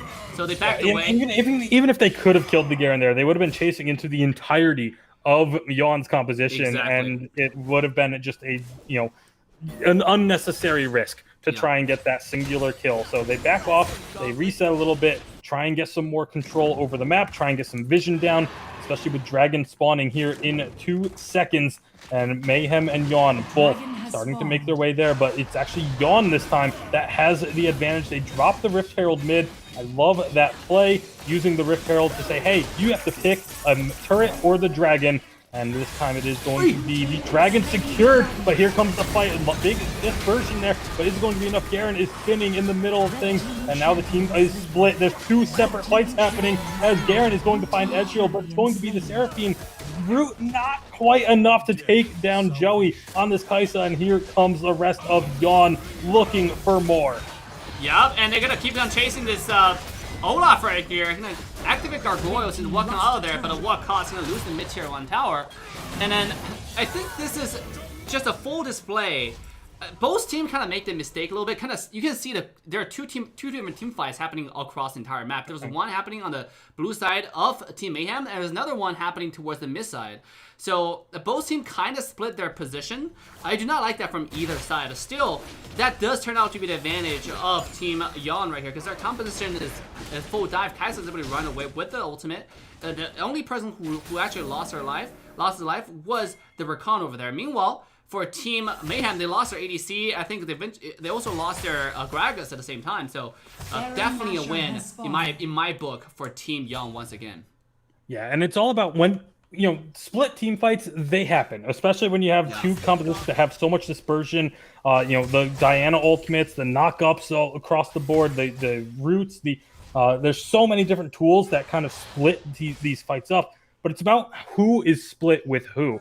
And on the side of Yon, they had their AD carry with the 2 other members of their team, whereas the Ezreal from Mayhem, it was just him and one other person. So you end up with the extra protection for the carry on the side of Yon. They make it work. They get the Dragon. They get the team fight win. And they get the turret on top of it in mid. And now they're looking to continue to put pressure on the map, looking now to try and make something happen here on the top side of the map, but they do get spotted by a ward. Oh, Milan, Israel might get called out here. Right? Look at Team Mayhem's position. Team Young's position. Yon is just being very aggressive here in the jungle, just taking over the entire map. Ezreal and 9 going at toe-to-toe with each other, both of them getting dropped to about half health. Outside? Right now, topside is going to be Ziggs in some trouble, but again, they're diving underneath 2 turrets at this point. This is a lot of confidence for the side of Yawn, but they do still have to be careful because one misstep and everything could completely go the other direction. Yeah, even though if we look at total gold differences, there is about 8,000 gold advantage to Team Yawn, but just like you pointed out, Tasty, I think everything in Wild Rift can be turned around in one team fight. One team fight can offer you team really that much, 5,000 to 6,000 gold in one play, especially with every single tower standing. If you lose one team fight, you're looking at losing like probably 45 towers at one time, and that's instant turnaround for the entire game. Absolutely, and the members of Yawn right now, you look at the items, and again, Garen, just going to go full tank. That's what you do with Garen. You get the Grasp of the Undying, you build full tank, and you are just a menace to society in these games. Right now, even going on this one-on-one on Gragas, neither of them are really going to be doing any damage to each other. A little bit of a tickle fight down there, but it's all about just the wave clear at that point. This is the thing, as the more competitive the game becomes, the more tanky you're going to see teams like play their comp. And that's exactly what's happening right now. Like, before we see more assassins, more fighters on the Baron lane. Now we just see full tanks. Gragas, even sometimes Camille will build tank. It doesn't matter what you play, they're just gonna build tank. So there's something that do you like that, Tasty, as a caster, or do you prefer some other routes as well? I think it's actually I don't really have too much of an opinion on it because it's partially just a the meta shifting. When there's assassins are strong, tanks are going to become strong to counter the assassins, and then you're going to start seeing the poke come out to start countering the tanks, and then the assassins are going to come out to counter the poke. So it's just a kind of revolving door of just what happens to be strong at the time, and something that you see a lot in different MOBAs. But right now, Dragon is being contested. Potential play that's going to be one member caught out with Gragas, but he's so tanky he doesn't care. Now the dive onto the deep line, they get the Ezreal, and that is going to be this fight. As soon as they get the Ezreal, it is just game over, and it's a complete sweep. 5 members dead, the ace for Yawn. They only lost 1, and this is now going to be Baron. Oh my goodness. That was that engage. We talked about this engage, Dave. We said this team has a very scary engage all-in composition, and they are just playing it to perfection right now. Yeah, we said it was going to happen. We have full dive comp. And then this is why I was a little bit confused on why the popularity of Olaf, because Olaf is a dive champ, and it doesn't really sink in with the rest of the comp. Because that's when I was analyzing the ban pick at the beginning of the game, you have everybody else that's more poke, and all of a sudden you have this Olaf. It's just where does he fit in? Your team, if you're gonna commit to that, you're gonna poke all the way. Oh, here it comes once again. Oh, they're trying to stop this dragon, but this could be a big mistake. The knockups are coming through. They do have 1 member low, but it's not going to be enough. There's the GA pop, but now here comes the turnaround. The big Ultra Seraphine is going to be locking a lot of people down. Garen is trying to get in with this spinning gem. They're taking out everyone once again, back to back. 5-1 aces for Yawn, and that's game. That is going to be the game with another ace right now. I mean, definitely misplay from Mayhem's side for committing to that team fight. Poke is fine, but again, committing to the team fight is just straight up suicide. And sure enough, Young gonna take advantage of that. Yeah, and like you said, the side of Mayhem, they wanted to poke, they wanted to harass, but they never had a chance to. Every single time that they looked for an opportunity to get that poke and get that harass, you just have so many engage tools on the side of Yawn that they could just turn and say, all right, we're going in. You want to get close enough to poke, you're within range for us to dive onto your team, and the disengage is just not strong enough for the side of Mayhem. And I think that was just, again, we kind of go back to the draft a little bit of saying, what do they use to disengage these fights? You have the Gragas ultimate, yes, but that's about it. The Seraphine ultimate, that doesn't disengage in fight. That allows you to re-engage after you've managed to disengage. And we're Olaf cannot disengage. Yeah. Ziggs has the satchel charge, but again, not going to be anywhere near enough to stop a Garen, a Wukong, a Kaisa, a Diana, and a Rakan that are all trying to dive onto your team. So, I mean, overall, you just don't know exactly what was happening in that game. To be honest, they could have gotten a Jarvan, the jungler. They could have got something that's better at zoning, In fact, this game, I just don't think that Olaf was the best pick into their composition. It turned out that absolutely Olaf wasn't sure, like he wasn't sure when to engage, when not to, because the enemy team wasn't poked enough. Like you pointed out, every time when they wanted to poke, they were just fully dove on, you know, like, and they couldn't disengage in time. So that's Last Dragon was a perfect example of that. They wanted to poke, they wanted to even just kind of peek a little bit, and Dr. Disrespect was like, no, you want to peek? No peek. You come in and you die, and sure enough, that's exactly what happened in that game too. So we're at a 1-1 scenario right now. We are going to the first third game in a best out of 3 in a Mobile Mayhem tournament, ladies and gentlemen. But before we get to the third game, we're gonna go ahead and take a short break. So make sure to get your soda, get your popcorn. Once again, share the stream with your grandma, with your friends, get everybody ready, and we're gonna be back in a minute. So see you guys soon.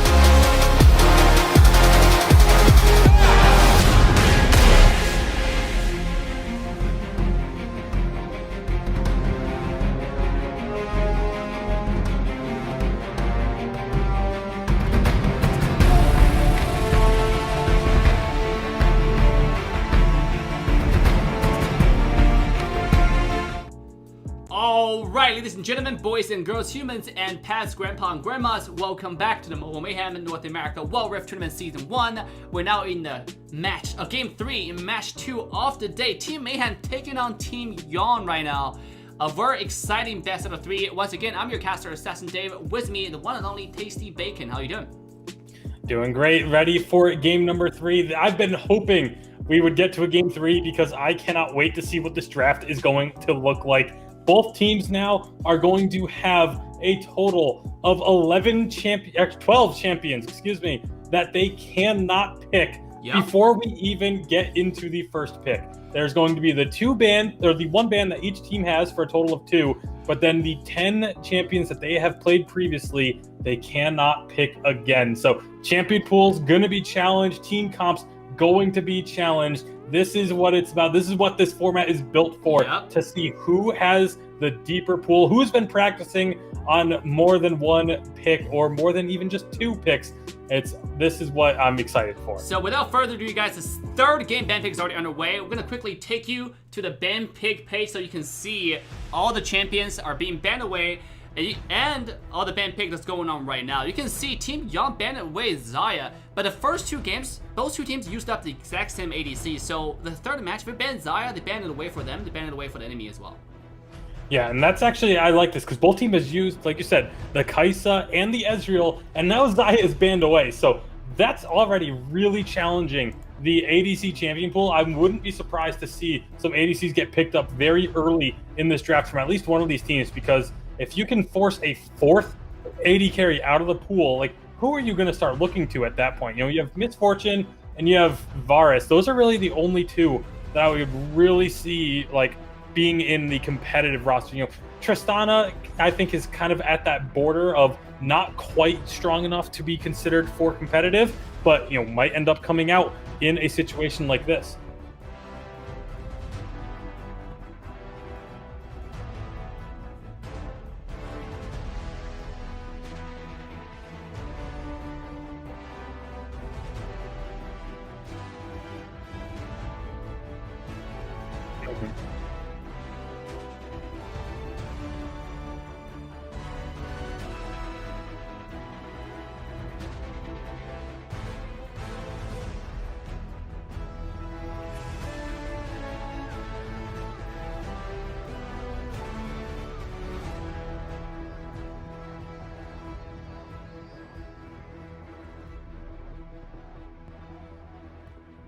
I swear, if Mayhem ends up picking up like a Seraphine and, you know, the Ziggs here, then it's, which they can't do, but you know, they're the Rakan. Like, this is basically just the, hey, can I copy your homework? Sure, just don't make it obvious. Like, they're just every single game, it seems like they play it and then, okay, what did our opponents run? Let's basically run that. There's the Rakan, but they are going to be switching up. Obviously, the Kai'Sa has to be switched because it's not available, but it is going to be the Tristana. So once again, Mayhem saying, hey, you know, I kind of like that comp you just ran. Let's see if we can make it work ourselves.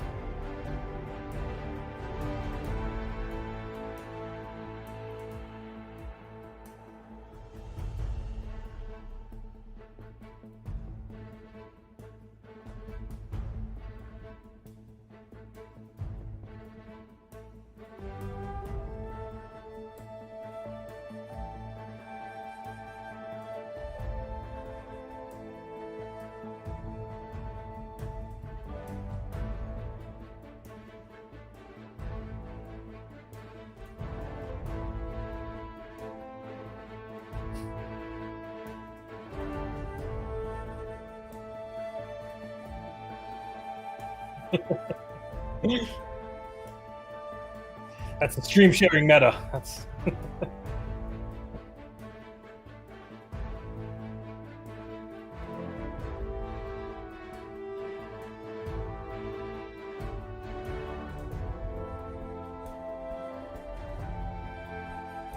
I feel like Ari is one that we do see pretty frequently, but it's actually, well, it's just a hover. I'll forget. No, you don't talk about covers. Don't talk about hovers because you never know. But it is going to be locked in. The Kennen will come through. So that's actually fairly surprising to me. I love the Kennen pick with this composition, though, because this is Mayhem saying, hey, you thought you had an all-in composition. Well, how about this? as swapping basically the Diana for the Kennen, and just again all in all the time. That is all this team comp is up. It's our ultimates ready to go. All right, let's find a fight. That's what Mayhem is going to be looking to do here in the game 3.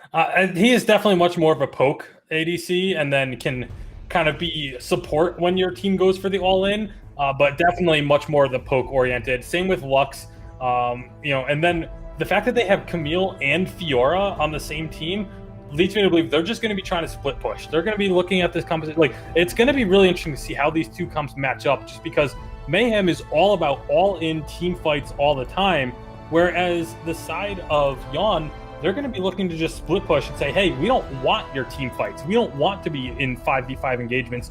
We want 1-3-1. We want to be getting an early lead and using that to just move you around the map by controlling the pace of the game.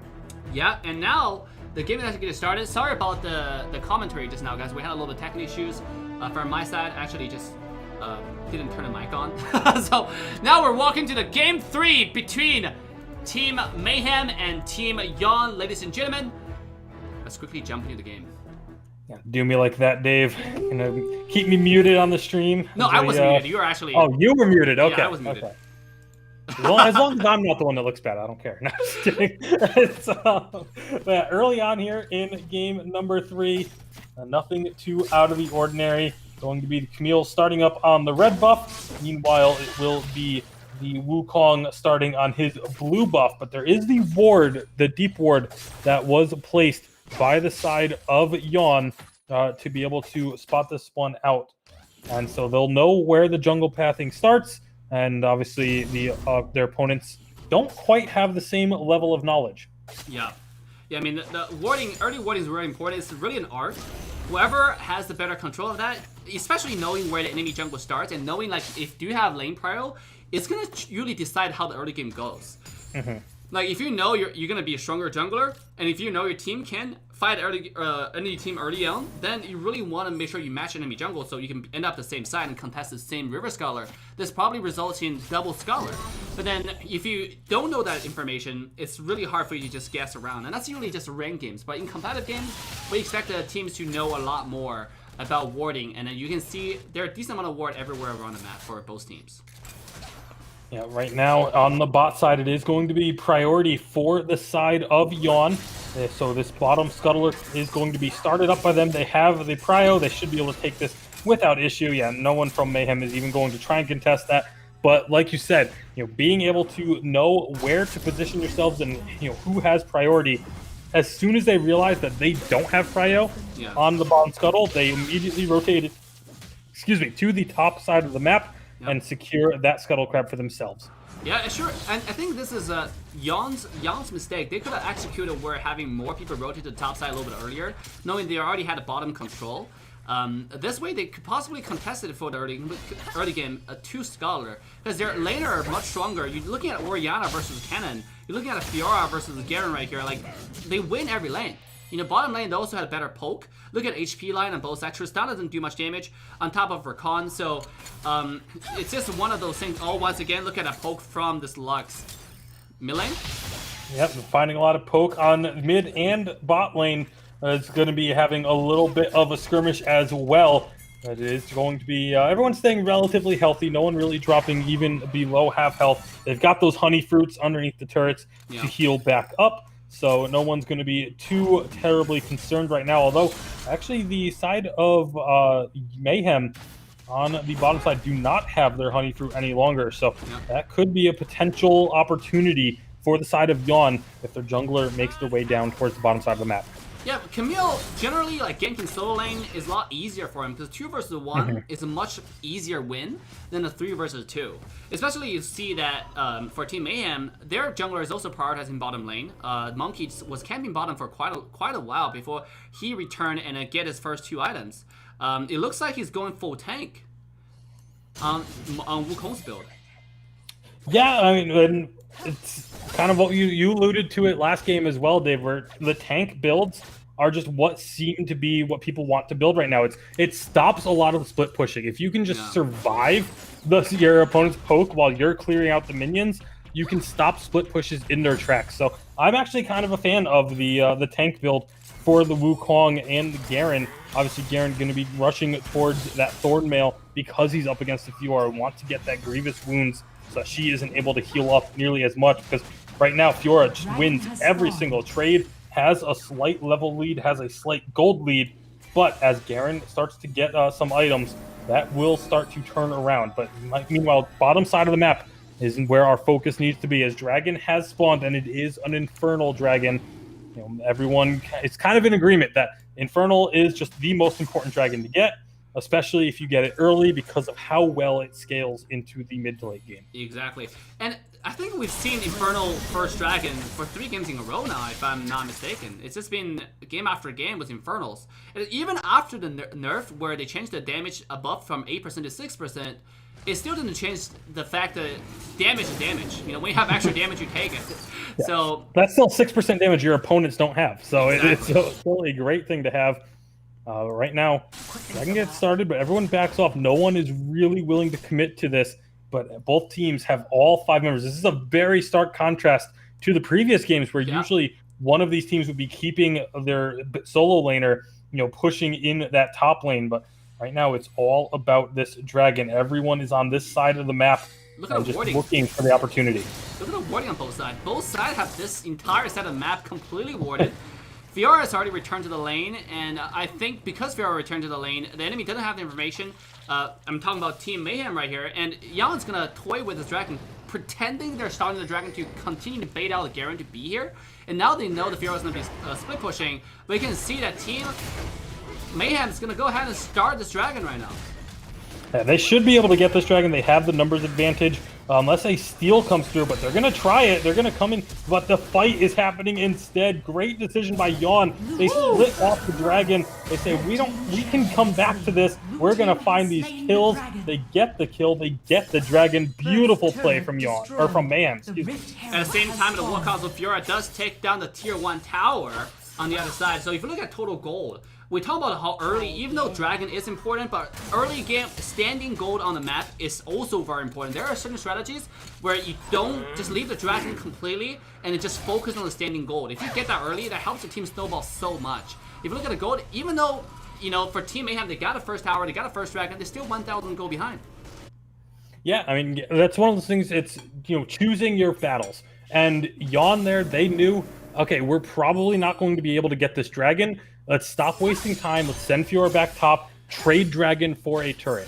Many people will argue that, the 6% Infernal Dragon is just way better to have than an early turret. Yep. But if you can take that gold lead and turn it into other advantages, then, like you said, that's a legitimate strategy to trade turrets for objectives, as long as you're getting a trade. But right now, Rift Herald goes down and the engagement follows up. But this is going to be lots of members of both sides here, but it looks like Mayhem gets the advantage as they find the early kill, but the return damage is there. The shockwave from Orianna just locking up multiple members, 2 for 1 in favor of Jan, and Fiora doing Fiora things in the bottom lane takes another turret as well. Oh my goodness, I think this is a really smart strategy from Team Jan. We talk about how they swapped the composition. Now for Team Mayhem, they have the Divey comp. And when you have Divey comp, especially like champions like Cannon, you do not want to face them early, because if you team fight them, you're going to lose and the snowball might begin. For team fight comps, for Divey comp, they want to fight you. And what you want to do is, speaking of Mayhem, in melee, that's going to be a very dead Orianna, getting just completely caught out, locked up there. Great play from the side of Mayhem, able to secure themselves that kill, but getting the Orianna, that's great. But what I'm concerned about is this Fiora, who has just been split pushing all game and is just going to continue to split push. If Garen is not able to get to a point where he can contest the Fiora 1v1 and go toe-to-toe with her, then Fiora's just going to take down all these towers. And when they start sending multiple people to deal with her, that's when you get those mid pushes coming from the rest of the team. So I really like what Yawn is doing here. Again, we knew this was how it was going to play out. We knew they were going to be looking for the split pushes and trying everything in their power to avoid 5v5 team fights. Yep, and then that's exactly what they're doing. Fiora right now is sitting at 2,000 gold ahead of his course respective laner. Garen is sitting at 5,800 gold, and Fiora is sitting close to 8,000 gold. So this is just they're continuing going to extend their gold advantage by continuing to split pushing, focus on towers, focus on the standing gold, and they just took down a mid-tier 1 tower, sitting at 3 tower advantage and 5,000 gold lead because of the standing gold that we're talking about. With this gold advantage, it's going to put the poke composition that much stronger, because the poke comp, they need farm, they need gold. We talk about how they have to scale, how they have to just constantly be out farming their opponent. That's the only win condition. And Team Young's playing really smart right now. They play to the win condition. They kind of just let the dragon go, limit the casualty to the minimum, and sure enough, it's paying out dividends. Yeah, and again, they also did get that Rift Herald for themselves too. Camille is still holding onto that eye, so they can pop that whenever they want to get a little bit of extra pressure. With Dragon about to spawn in 20 seconds, I'd expect to see that used here shortly. It's the best use of the Rift Herald by far, is you drop it right before Dragon spawns, and you just tell your opponents, hey, we're going to go for Dragon. You can either deal with this Rift Herald, or you can come try and deal with us at Dragon and let Rift Herald have some free damage on your turrets. So look for that Rift Herald to get dropped here as Camille does rotate into the bottom lane, and Ocean Drake has just spawned. Oh, it seems like Tasty. Tasty, are you still there? Yep. Okay. I thought I would have a little disconnect from voice chat over there. But yeah, the second dragon is now spawned, and look at the warding once again from both sides. The entire bottom side is light up from both sides, and now Team Young have the gold advantage. They're gonna try to force this dragon now. And they didn't even use the Herald, so there's just a lot of confidence coming out from Yawn as they do start this dragon. It does get to a point where it's gonna reset here shortly. And yeah, it resets back into the pit. Enough members of side of Mayhem are here to contest. It is a 4-on-4 with Fiora and Garen both in the top lane, but both have teleport available. And as soon as everyone backs off, Yawn immediately start this dragon up again. There's a ward, so Mayhem know this is happening, and this is going to be a good old-fashioned dragon dance here, Dave. Yep. They want to bait out their opponent. Cannon, first person. Cannon goes in with the ult, gets 3. The knockup coming in afterwards. What a huge engage. This is what Yawn wanted to avoid, the all-in team fight, and Mayhem are just mopping the floor with them. 4 kills. Fiora is able to get out, but my goodness, that was a picture-perfect team fight for Mayhem. They were looking for the opportunity they got. The one big mistake that I think from Yawn's team is they didn't sweep out any wars before the dragon. Yes, I understand you want to be doing the dragon. I understand you have the gold advantage, but why not sweep out the wars beforehand? That's like a must-have. Like, I just don't understand why they didn't have that available for them before they contest any dragons. And because that one fight, we went from a 5,000 gold deficit to now you can't even tell if there's any gold differences. It's only 1,500 gold differences. So we talked about in previous games how any 5,000, 6,000, even 8,000 gold can swing in one team fight, and you saw that firsthand this game. From 5,000 to 6,000 gold lead to now not existing gold lead at all. Yeah, and with the extra kills there as well, you get the the mental factor as well. Because when you're in game, you look up, you don't see, oh, we're only down by 1,000 gold, or we even have 1,000 gold lead. You see, oh, we're down 7 kills to 2. Yeah, and that is a much different thing to be looking at in the scoreboard, and it can affect your mentality for sure when you're looking up at the scoreboard. Even though the game is very, very close gold-wise, just the momentum that Mayhem gets off of that fight. And the ability to just say, hey, we know our Garen can now deal with this 1v1, but right now, actually, 1v1, speaking of, there's Fiora taking down Suki in one more hit, and that's going to be a very clean 1v1. Suki cannot be the one to deal with this Fiora, and this is where this comp from Yawn can really start to excel. You have Camille split pushing one lane, you have Fiora in the other. Garen can only stop one of them. who is going to be able to answer the second split push. You know, I would say that they should just keep up what Fiora is doing. Let her split push, let her one-on-one with the Garen or the Cannon, whoever they sent to duel with against this Fiora, they are not going to win. And the challenge that they had just now was the temptation on the Dragon. They didn't even sweep out the wards. The better strategy, even if they had a vision and had swept out the wards, I think they would just hang out over there against their opponents because they have the Pokemon. And then they were trying to toy with the Dragon so that they get the gave up on Garen. Yep. They've started Garen up. They've got it down to about half, but here comes members of Mayhem. But it's just Wukong. He gets completely cut out. Uses the ultimate knock, but Cannon is just shredding people, and that is going to be the team fight turned around. Yawn looking for it to sneak the objective. They don't get it fast enough, and Mayhem cleans up. This Cannon is a monster. Suki, we're talking about the one trick last game. He was the one trick. I mean, in game 1, he was the one trick Galio. And now the one trick Cannon. You know, might not be meta, might not be the top tier pick, but it's definitely the first hand pick for Suki. And when you pull that out, you win the game. And that's exactly what's happening. Well, I want to point out the same mistake Yawn made in this specific team fight. Once again, they committed to the objective first. They should just focus on warding and focus on poking. You know, instead of focusing on the objective, before you get enemy low, you should really get yourself in a position where you don't team fight. I understood that call out, they kind of called it the Wukong by himself, but remember what Wukong built this game. He went full tank. He doesn't have a single damage item. He is just a tool. He is just a tool to be there to initiate. He's not really there to do damage, so the fact that they committed everything on the monkey is, I think, it probably goes to the fact that they didn't check the items.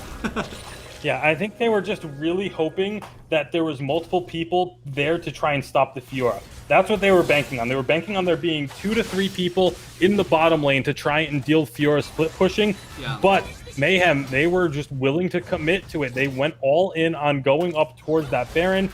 They get that team fight. And, you know, you talk about the fact that, oh, Cannon may not be the most meta pick, but we were talking about before this draft even started that once you get to game 3s with this draft format, it's all about team comp and how different champions fit into a team comp rather than just who is the strongest champion. And Cannon with this composition is just a match made in heaven because it's just all about that big engagement and just taking out the enemy team before they have a chance to respond. Exactly. A lot of times it's not even about whether a champion is meta or not. In my opinion, I think it's really about the synergy, you know? And then Cannon in this contest worked out so well. You saw that Team Young was doing everything in their power to avoid team fights. Sometimes they got tempted, and I gotta say, give credit to Team Mayhem for baiting out those team fights. They were going back and forth with that monkey to kind of tease their opponent, to say like, oh, wait, we're here, you know? So it kind of scared them away, but then when they find an opportunity, Suki, the decisive engage with the monkey together, the synergy between Suki and Kodo Zora, the name is just absolutely on point. So once again, Mayhem really putting the pedal to the metal in game 3. They want to take this win tonight. Yeah, and this game is still far from over though, because again, you look at the turrets. Turrets are basically even right now. There's you know, inner turrets falling down on these outer lanes, on the side lanes. Mid turrets are you know, we're down to the inner turret on the side of Mayhem. They destroyed the inner turret on the side of Yawn after that last team fight win. And this is going to be up to Yawn to find a way to just stall out and delay these team fights. Like, when you go for that Baron play, you have to be ready to completely disengage instead of looking for a fight. You know, they thought they had Wukong as a pick. I get that. I like the idea behind that play that they set up, but they just didn't have enough vision to be able to execute it properly. And if they knew that all 4 members of the side of Mayhem were right around the corner, then I think there's no way they go all in on the Wukong, and instead they just continue to buy time for Fiora. But right now, the 1v1 between Fiora and Garen, this is the most important matchup in the game. If Fiora can win this 1v1, then she can keep split pushing, and the members of Mayhem have to answer. And I think you put a nail on the head right there. It's all about vision control. That's why I was confused why there wasn't sweeping wards in the first dragon, the second dragon they fought. You know, they had advantage, but they didn't sweep any vision, so the enemy know exactly what they're doing all the time. Like, Mayhem know what Young, where, what, like how many numbers were there, how many people, what they exactly were doing all the time. Cannon, once again, Oh, that's not a good ult from Kennen. This is good news for the side of Yawn, as there goes everyone engaging into Shockwave is going to clean up a lot of damage. There's everyone getting locked in with the Hextech ultimatum. They find both kills. Suki's still alive somehow. Here comes Garen trying to get onto the back line along with Rain, and they find a couple of kills. Fiora with the very late teleport in, but is going to try and clean up. Right now it's a 4 for 3, but will that be changing? Garen still basically full health. That's just not even fair, man. But it's a 4 for 2, or sorry, a 3 for 1 trade when all is said and done, despite the fact that Kennen basically did nothing with his ultimate. Yeah. I mean, this is the thing about full dive comp. We talk about how you have the advantage. It's really easy for you to snowball. And right now, even though it's a much even game, still, as 18 minutes into the game, but when you have a full dive comp at this late stage of the game, you have the control of the map. Like, with the same amount of vision, the dive comp can decide whether they go in or not. Even with a little bit of mistake, like you saw Suki Mei in the last team fight, he saw the potential to jump on Joey on the Varus. And Varus, little do you know, Varus did have the hourglass, his Zoe to get himself. Good. This is not good for Yawn. Fiora does not have teleport. They're barely going to get here in time as Baron is about to drop, but they held off on damage, and it's going to be stolen. Camille gets the Baron. Can they find the fight now? The Kennen ultimate. Orianna. One. Now they're going to be looking to chase onto Ori, but they're not going to find it. Fiora, you need to be careful. That is, you're full health, but that is still a 1 versus 4. She's still going in, but is going to be able to back off, looking for a re-engage here for the side of Yawn, as they have the Baron buff, they have the extra stats, and they're trying to chase down onto this Garen. They finally take him down, and now underneath the turret, the GA will pop, but here comes the damage. They get out alive, and what a play from the side of Yawn, but what a colossal mistake from Mayhem. Oh my goodness, it's a play after play. This is really top tier right here. You gotta, Camille tried to jump in right here. Xander's rank 1. Like, he tried to jump in with his cable, but then he got just ulted by Soldier Rain on the Tristana to ult out the pit, and he's flickered back in. So, to steal the Baron like that, I mean, that's just absolutely insane. And also, I think the mistake with Monkey probably thought, because the Camille was pushed out with the Tristana ult, he probably thought he was in the safe space, you know? And Elder Dragon has started. They're clearing out the ward that's in the pit, so they know this is happening. But this is it. This is it. If they get Elder and Baron, it's game over. Right now, members of Mayhem looking for that engage. Here comes Kennen, gets the ultimate with the Wukong ult. They lock up 3, but it's just not enough damage any longer. And it's going to be Yawn turning it around, but the Tristana is taking names and jumping around, playing safe. Somehow gets out alive, but 2 members of Yawn are still full health. They're looking to change things up, but it's a 3 for 2 right now. No one has control. Oh my goodness, once again, Team Yawn committing the same mistake they made over and over again. I put themselves in this mess to begin with. Like, they had a Baron buff. What does Baron buff do, ladies and gentlemen? It's for push. It doesn't buff you that much on top of your stats. It's mainly just for minions, to be honest. Oh my goodness, look at what is Mayhem doing. They're sneaking the Elder. They got it. There's no vision from Yawn, and the Elder is down, and now they turn and find a kill as well. Tristana's gonna reset and jump in. Chains be damned, Tristana wants this kill.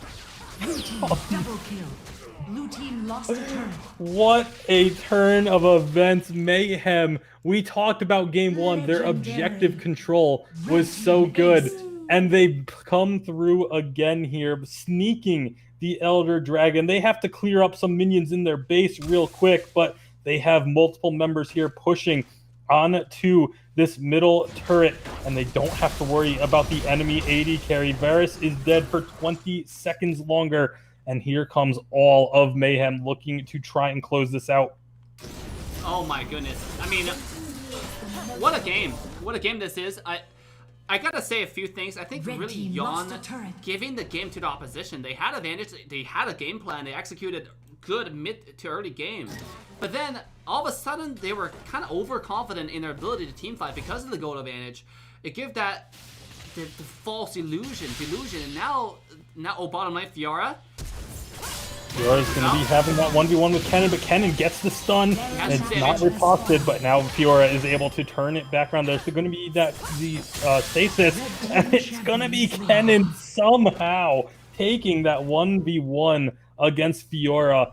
And this is just looking worse and worse for the side of Yawn. Baron has spawned. They need to be careful about the vision, but they cannot commit to this knowing that they're down a player. Yeah, and right now, remember, the only reason that Canada was able to win that one-on-one, they have 4 dragons, including Elder. So you're looking at a game where it's unfair advantage to the entire side of Team Mayhem right now. The auto attack hurts, the skill hurts, they got true damage, they got a shield, they got damage buff, they got more HP. I mean, starting up Baron again. Yep, this is the time. And Camille get a miracle steal again. A second miracle steal is what's needed. The Khan comes over the wall. Camille can't even go in. Baron will drop, and this should be game for the side of Mayhem. Having a 4-dragon Elder buff and Baron, it would take a miraculous throw to lose this game at this stage. But I mean, Yawn, they've been playing extremely well. If they can navigate this team fight, they can limit the damage from the Kennen ultimate. Garenberg teleported in. Yeah, you're absolutely right. It's completely not Team Yawn's choice right now. They don't have control of the game. It's really Mayhem making the mistake. Whether they want to make the mistake, they're just pushing and pulling around now. They're just using the numbers advantage. They're moving them around. There's Kennen underneath the Nexus, though. That's going to be some good damage getting traded back, but it's not going to be nearly enough as the Nexus will fall. And Mayhem, in an incredible Game 3, take this one down and secure themselves their second point of the day. Mayhem executing those strategies, using a tank Wukong bait to bait out a team comp. I mean, I don't know whether they did this intentionally or they just always been practicing Wukong tank. That's more likely. But still, like, overall, I think Yawn definitely give the edge that they had to their opponent here. This is their game to lose. They had advantage. They could have split push. And when Camille steal the Baron, they still had a chance to win that game if they just continue to push, rather than committing to an objective where they couldn't, because they constantly what objective is the team fight, and then what they shouldn't have done is committing to team fights, and that's exactly what they did over and over again for 2 dragons, for 3, and including the last Elder.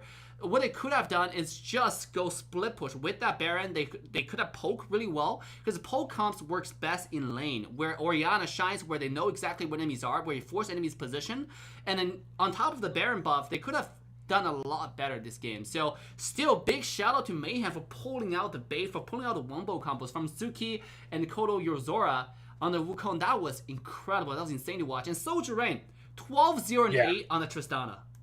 Yeah, phenomenal play from across the board. That was a true team effort from the side of Mayhem. Again, having that Wukong to be that front line, that initial engage, to go in and survive long enough to allow the Kennen to come on to underneath and with the ultimate. And then, of course, the rest of the team just able to get the splash damage, the AoEs from Garen spinning around, and, of course, the explosions from Tristana being enough damage to seal the deal for them. A really, really well-played game. Both sides, I think, played it really well. The scoreboard doesn't look like it was close at all, 23-8. But like you said, if the side of Yawn had just played around those objectives a little bit better, you don't want to completely give the objectives up, but if you just stall them out and let your split pushers do their thing, then you can find yourself with those advantages despite not necessarily getting all those objectives. But they allowed themselves to get engaged on. And again, all credit goes to Mayhem for being able to find those opportunities. So many times it was Suki flashing over a wall, using his speed boost to dash in, and then popping the ultimate to get those stuns. And it was just really well played on those engagements from the side of Mayhem. I think except for one ultimate that Suki did with the cannon, every single ult was beautifully executed. And that ult was not even a bad ult. I think it's only credit to the fact that he didn't calculate the fact that the ADC, the Varus, did have the hourglass. Even if he didn't have the hourglass, he killed ADC. That's still a win for Team Mayhem over there. So let's quickly take a look at the standing. Once again, big congratulations for Team Mayhem for taking that win. And you can see right now, Tribe is going to get automatically 2 points thanks to the fact that KND did actually disqualify himself for forfeiting that matches. And so Tribe get a 2 automatically points, and Mayhem got 2 points, and Goons got 2 points. Sorry, Goons got 2 points, and Tribe got 2 points against the opponent that they went J4F today as well. So overall, what do you think about today's matches? I mean, obviously match number 1, Tribe and J4F was very lopsided, but the second series more than made up for that with Mayhem and Yawn.